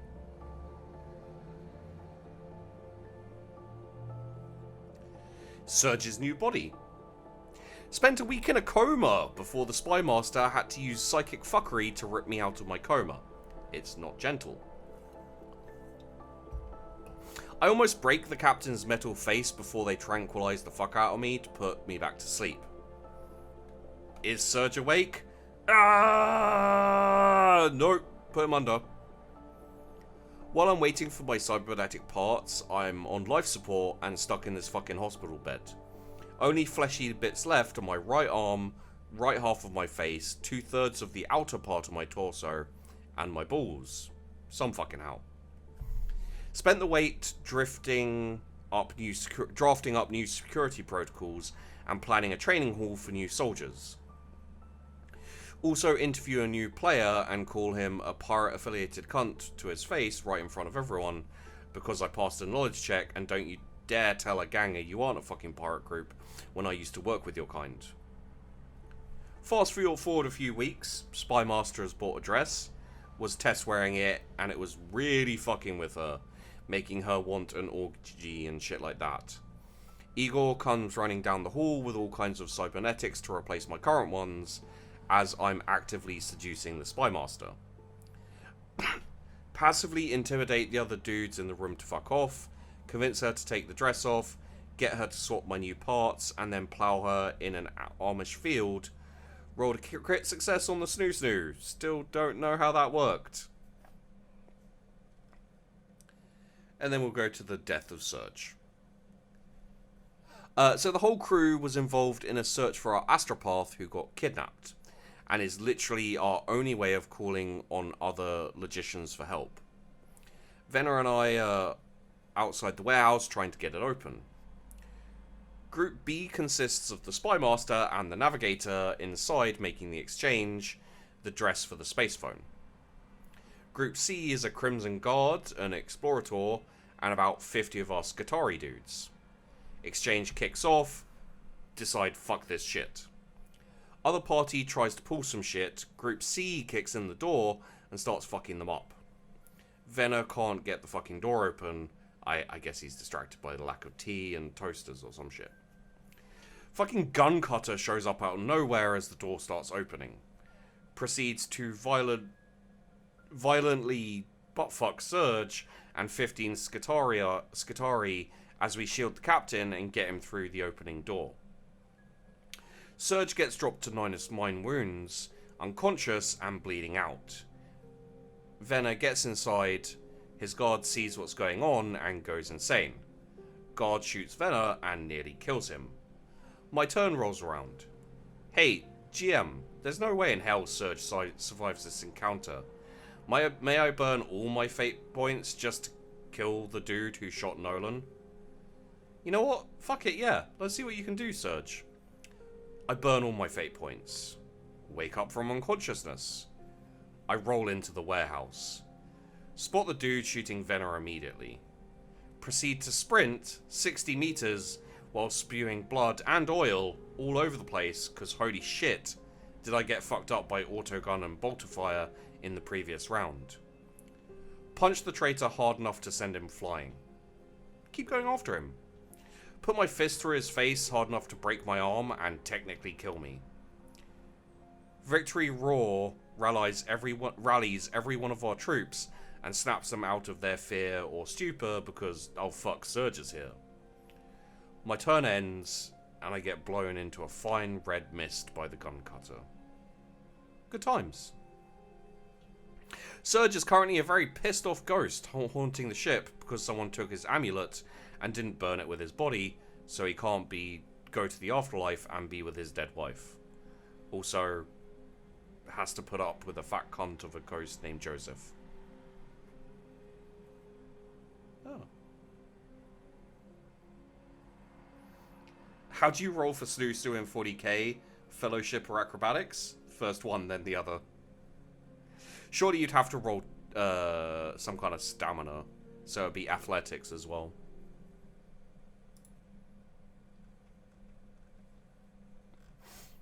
Okay, let's have a look here. So...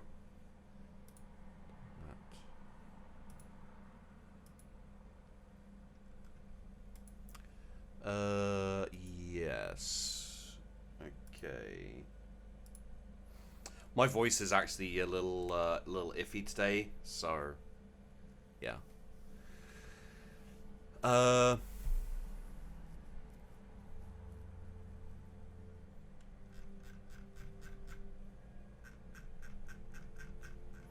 I'm kind of interested in reading that story, but I think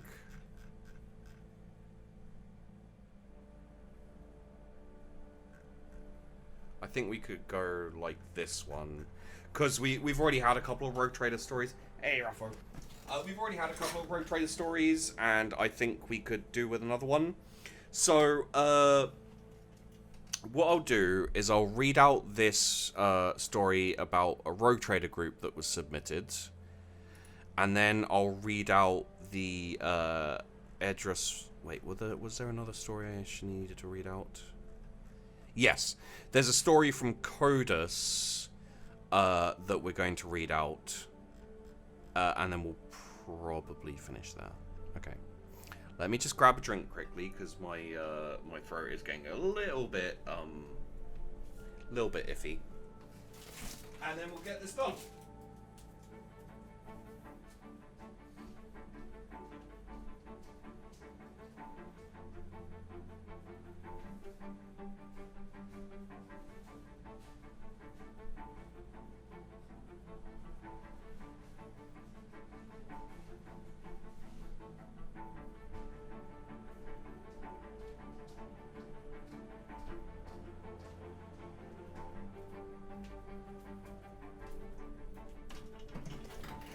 Okay.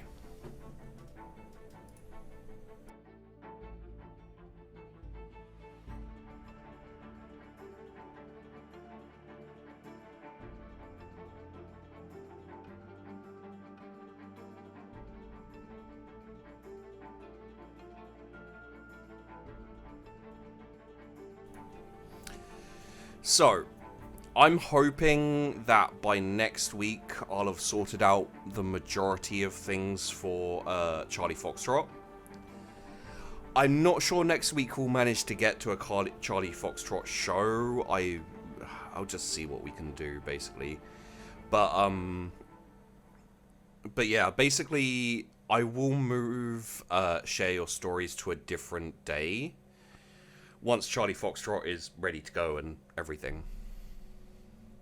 So yeah, guys. Basically, just keep that in mind. I'll have a think about when we can put Charlie Foxtrot, as to when we can put Share Your Stories. But I'll let you know, and we'll keep doing it. Next, I think let's say for the sake of argument, I probably won't have everything sorted by next Thursday.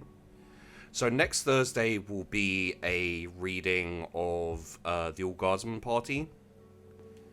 We'll just chill and read that story because that's a really interesting story. It's like a lot of fun.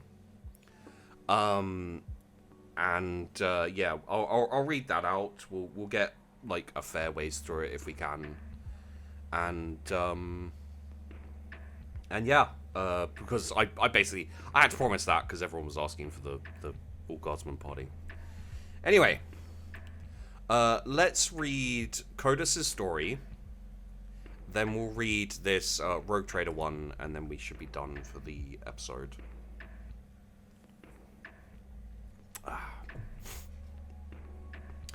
The story of Corundus the Wizard, creation, and early life. I made my first D&D character.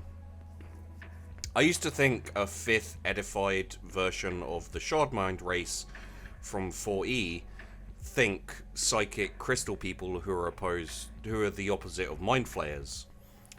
I'd never made a character before, so it was all alien to me, and I've never been good at creative writing.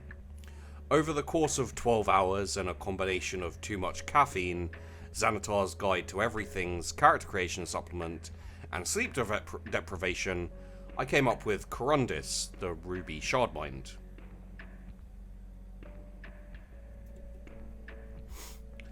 Yes, it is how to play Rogue Trader. After awakening in his people's crystal gardens, being asexual crystal people, new Shardminds are grown from crystal fragments from the Living Gate, a wall of living psychic energy separating the D&D multiverse from the other multiverses that was broken when the Far Realm, Mind Flayers, and other Cthulhu-like assholes invaded our reality. He was sent out from his home realm, the Astral Sea. It's the warp. It is literally just the warp, except for people, for some god-awful reasons, actually live there. As tradition dictated, and into one of the material realms to grow and mature.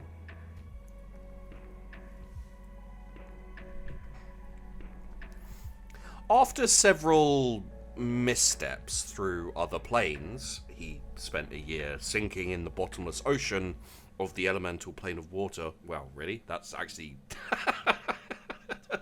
well, I have to, because we have Codus here, I have to ask Codus, was that like a bad roll on your part, or just part of your backstory kind of thing? Let me know, because that's interesting.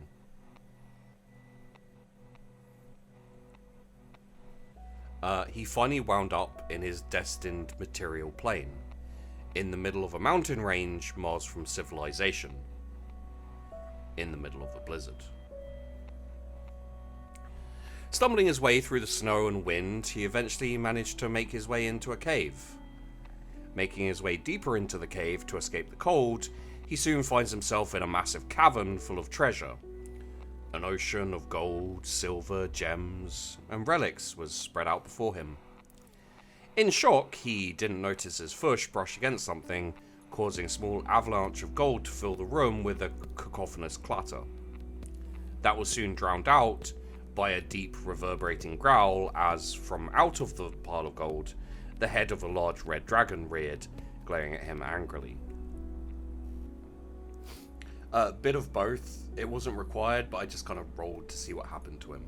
Okay, so yeah. So your rolls did put you at the bottom of a sea for a year. Okay.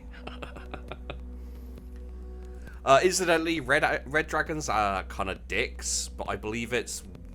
Is it white dragon? No, I think it's blue dragons and black dragons who are the real assholes. I remember the one game of D&D I ever played, I ran into a blue dragon, I think, and he was a dick. Corundus, being the simple soul that he is, apologized for intruding on her cave and waking her up. Thankfully, the cold weather had made her too lazy to kill him outright, so she listened to his explanation. As payment for the insult of intruding upon her lair, as well as the fact that he was quite obviously the single most unique ruby on the plane, she decided he would spend the rest of his life as part of her horde. Flash forward 300 years, and Corundus had managed to reach some bizarre combination of servant, pet, friend, and possession, as well as managed to convince her to teach him magic, leading to him becoming a lore master wizard who will eventually be able to twist magic like a kitten with a piece of yarn to do what he wants. He'd even managed to convince her to allow him to continue his journey, so long as he swore to return occasionally. Before he left, she gave him a ring covered in draconic script that he couldn't understand, and that I actually went through the effort of writing out by hand, that she told him was enchanted to allow her to track him down wherever he was. So he left out into the world to learn all he could. Soon finding himself as part of a team of adventurers consisting of a possibly racist cowboy gunslinger, a warlock monk/elf, and the swollest goblin fighter to ever walk the earth.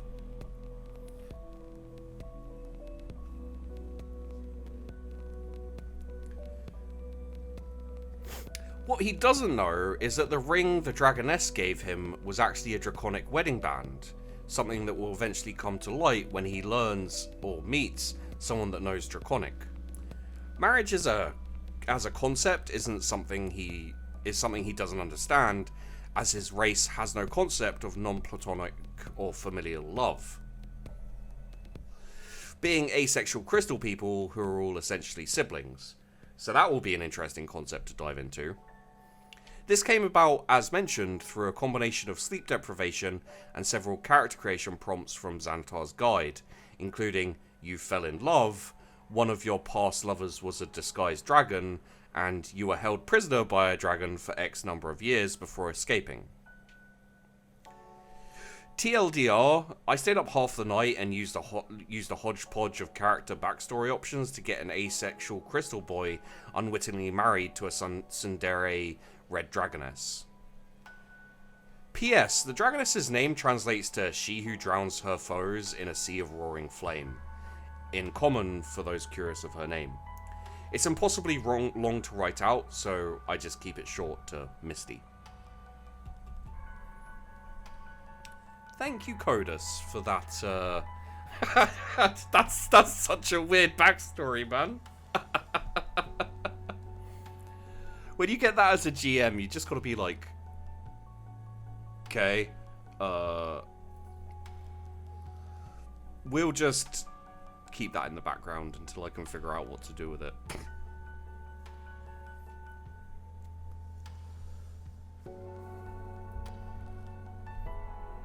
It's very good. Blue dragons are lawyers, greens are mob bosses, reds are stereotypical tyrants, blacks just want to kill everything, and whites are essentially animals. Yeah.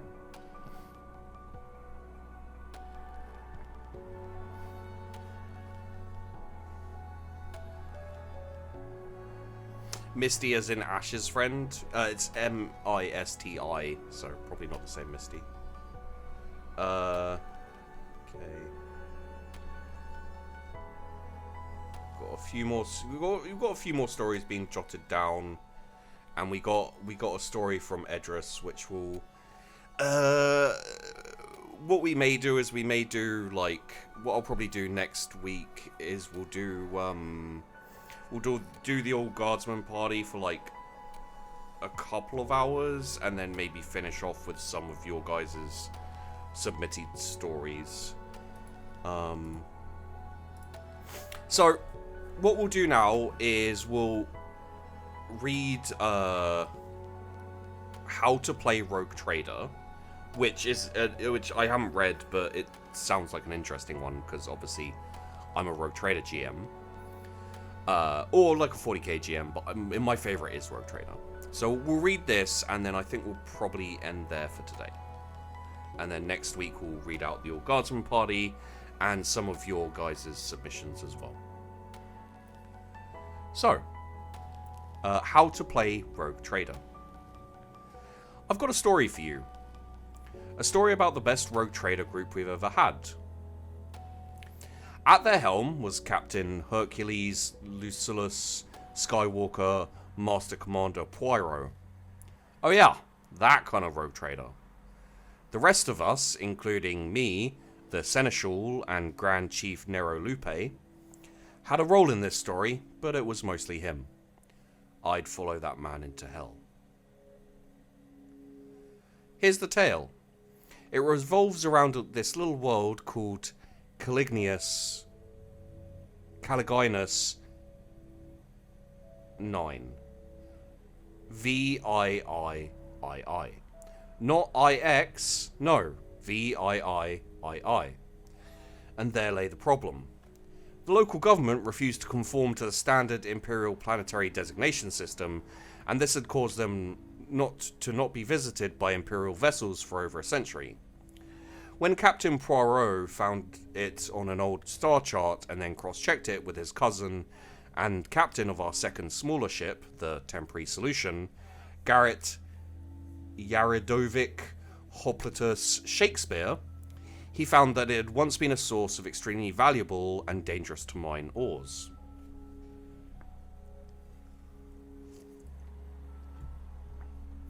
At his dinner table, after finishing the 8th course, Saucisse Minuit, it was addressed that we were going to have to do some actual work in the next 120 years, or we would have to switch to a cheaper wine.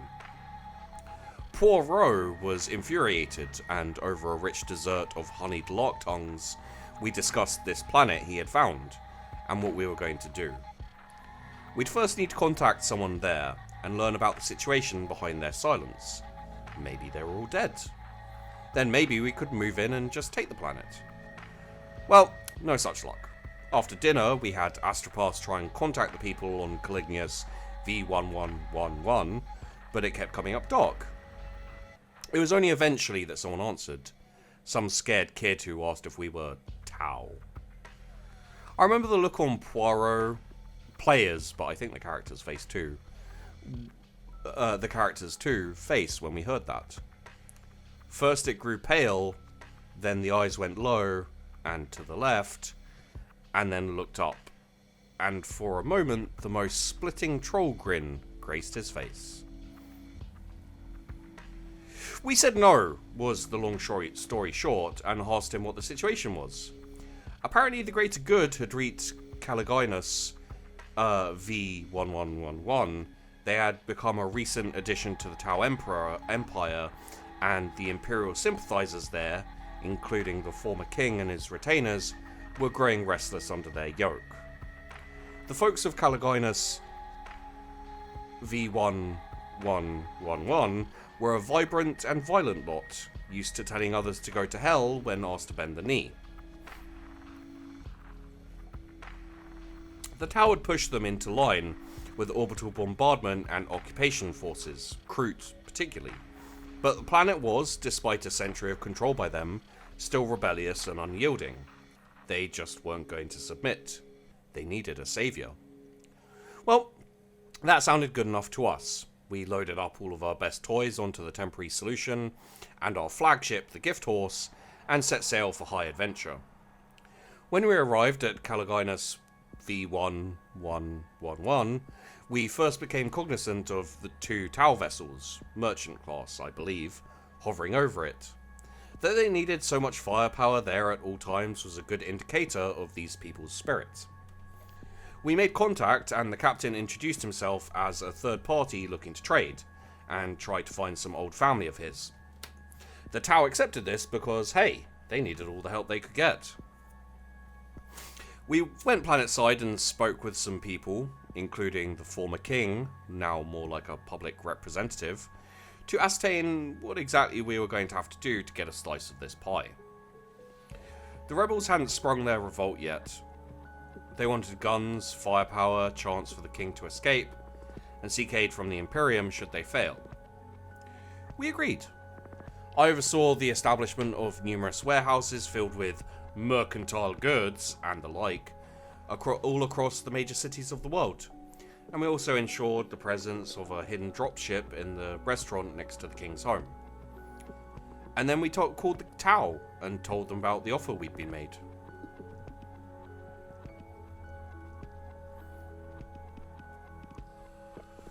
We had a couple of watercast boys over on our ship for dinner. Apparently they can't taste sour, which resulted in them disliking my food for its lack of zest. I've never been that close to shooting someone at my dinner table before. Anyway, they discussed things with the captain. He said he'd be willing to help them flush out this petty rebellion if they would give him some mercantile rights to the planet's natural resources. They were uneasy about that, but offered him full cargo bays of whatever he wanted, and then the right to join the greater good and continue trading. Captain Poirot turned to me and raised his eyes. I did some arithmetic, looked up and said, "Sir, we may have to cancel Friday night partridge from now on." Poirot's face was like a Balkan stone carving of Satan for a moment, but then it reverted to his pleasant demeanor and turned back. "Mon ami, we have ourselves a compact."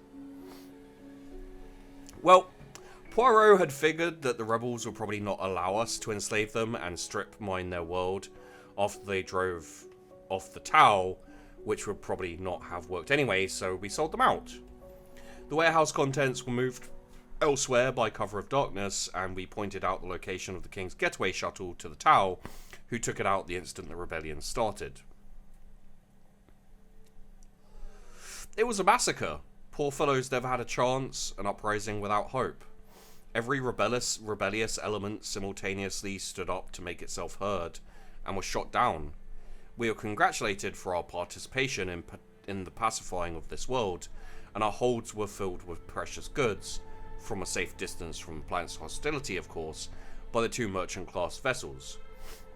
The watercast duo who had met us before came back on for a final dinner before we departed, and sat down at our table, across from the king.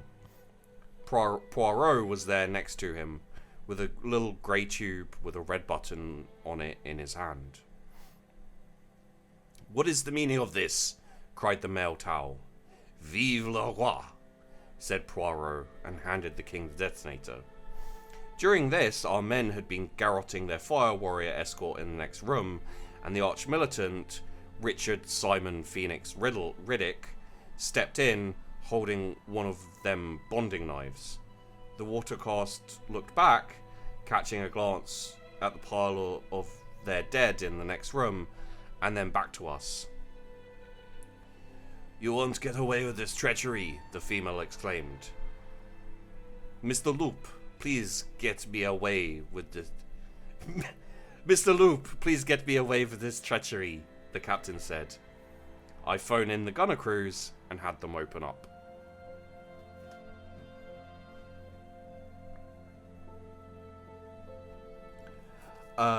"Mr. Loop, please get me away with this treachery. This is how you play a rogue trader. You don't get angry, you have people do that for you." To carry on, that was like an extra poster. To carry on the story, we were actually in the process of loading cargo between their 2 ships and ours when we broadsided them. They were much larger ships than ours, but we were much richer than they were. We fired a melter torpedo straight from our cargo bay into theirs on either side and lit up the night like Proto Man, while the temporary solution flew straight down in front of us between their 2 fore sections and emptied the broadsides into the delicious unshielded hulls. Total naval domination. But wait, there's more. In our dinner room, Riddick was kind enough to stay his hand while Poirot explained what was about to happen. The Tau's faces fell. Stark horror whitened those blue cheeks. "Why?" they cried. Riddick and his second put the grots around them there and pulled them back in their chairs, suffocating. Poirot leaned far, far over the table and said in the grimmest French tone I have ever heard, "Because, mon ami, foie gras." With that, the king pushed the detonator. We'd cut him in 20%, because why not? The guy was losing a planet. With everyone loyal and brave on the planet already dead, there wasn't much to lose. We smoked every population center with those warehouse goods I mentioned earlier. Left the planet a barely habitable rock, killed 98% of the population and the entirety of the occupying force at the same time. We dropped off the king with a promise of a visit from the Imperial Navy carrying additional colonists and mining equipment, so that he could start paying us back. In return, he kept his crown, we kept the juicy gifts of the Tau and their salvage, and most importantly of all, we kept our wine and our Friday night partridge.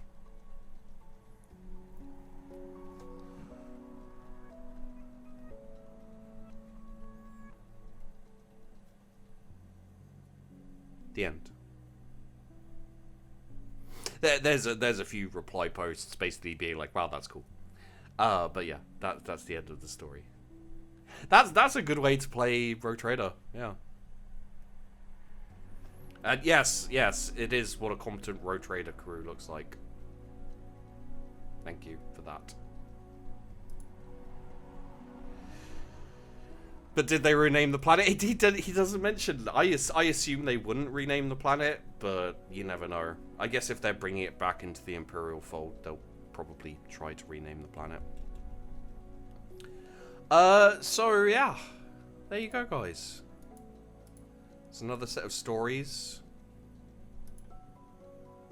Good times.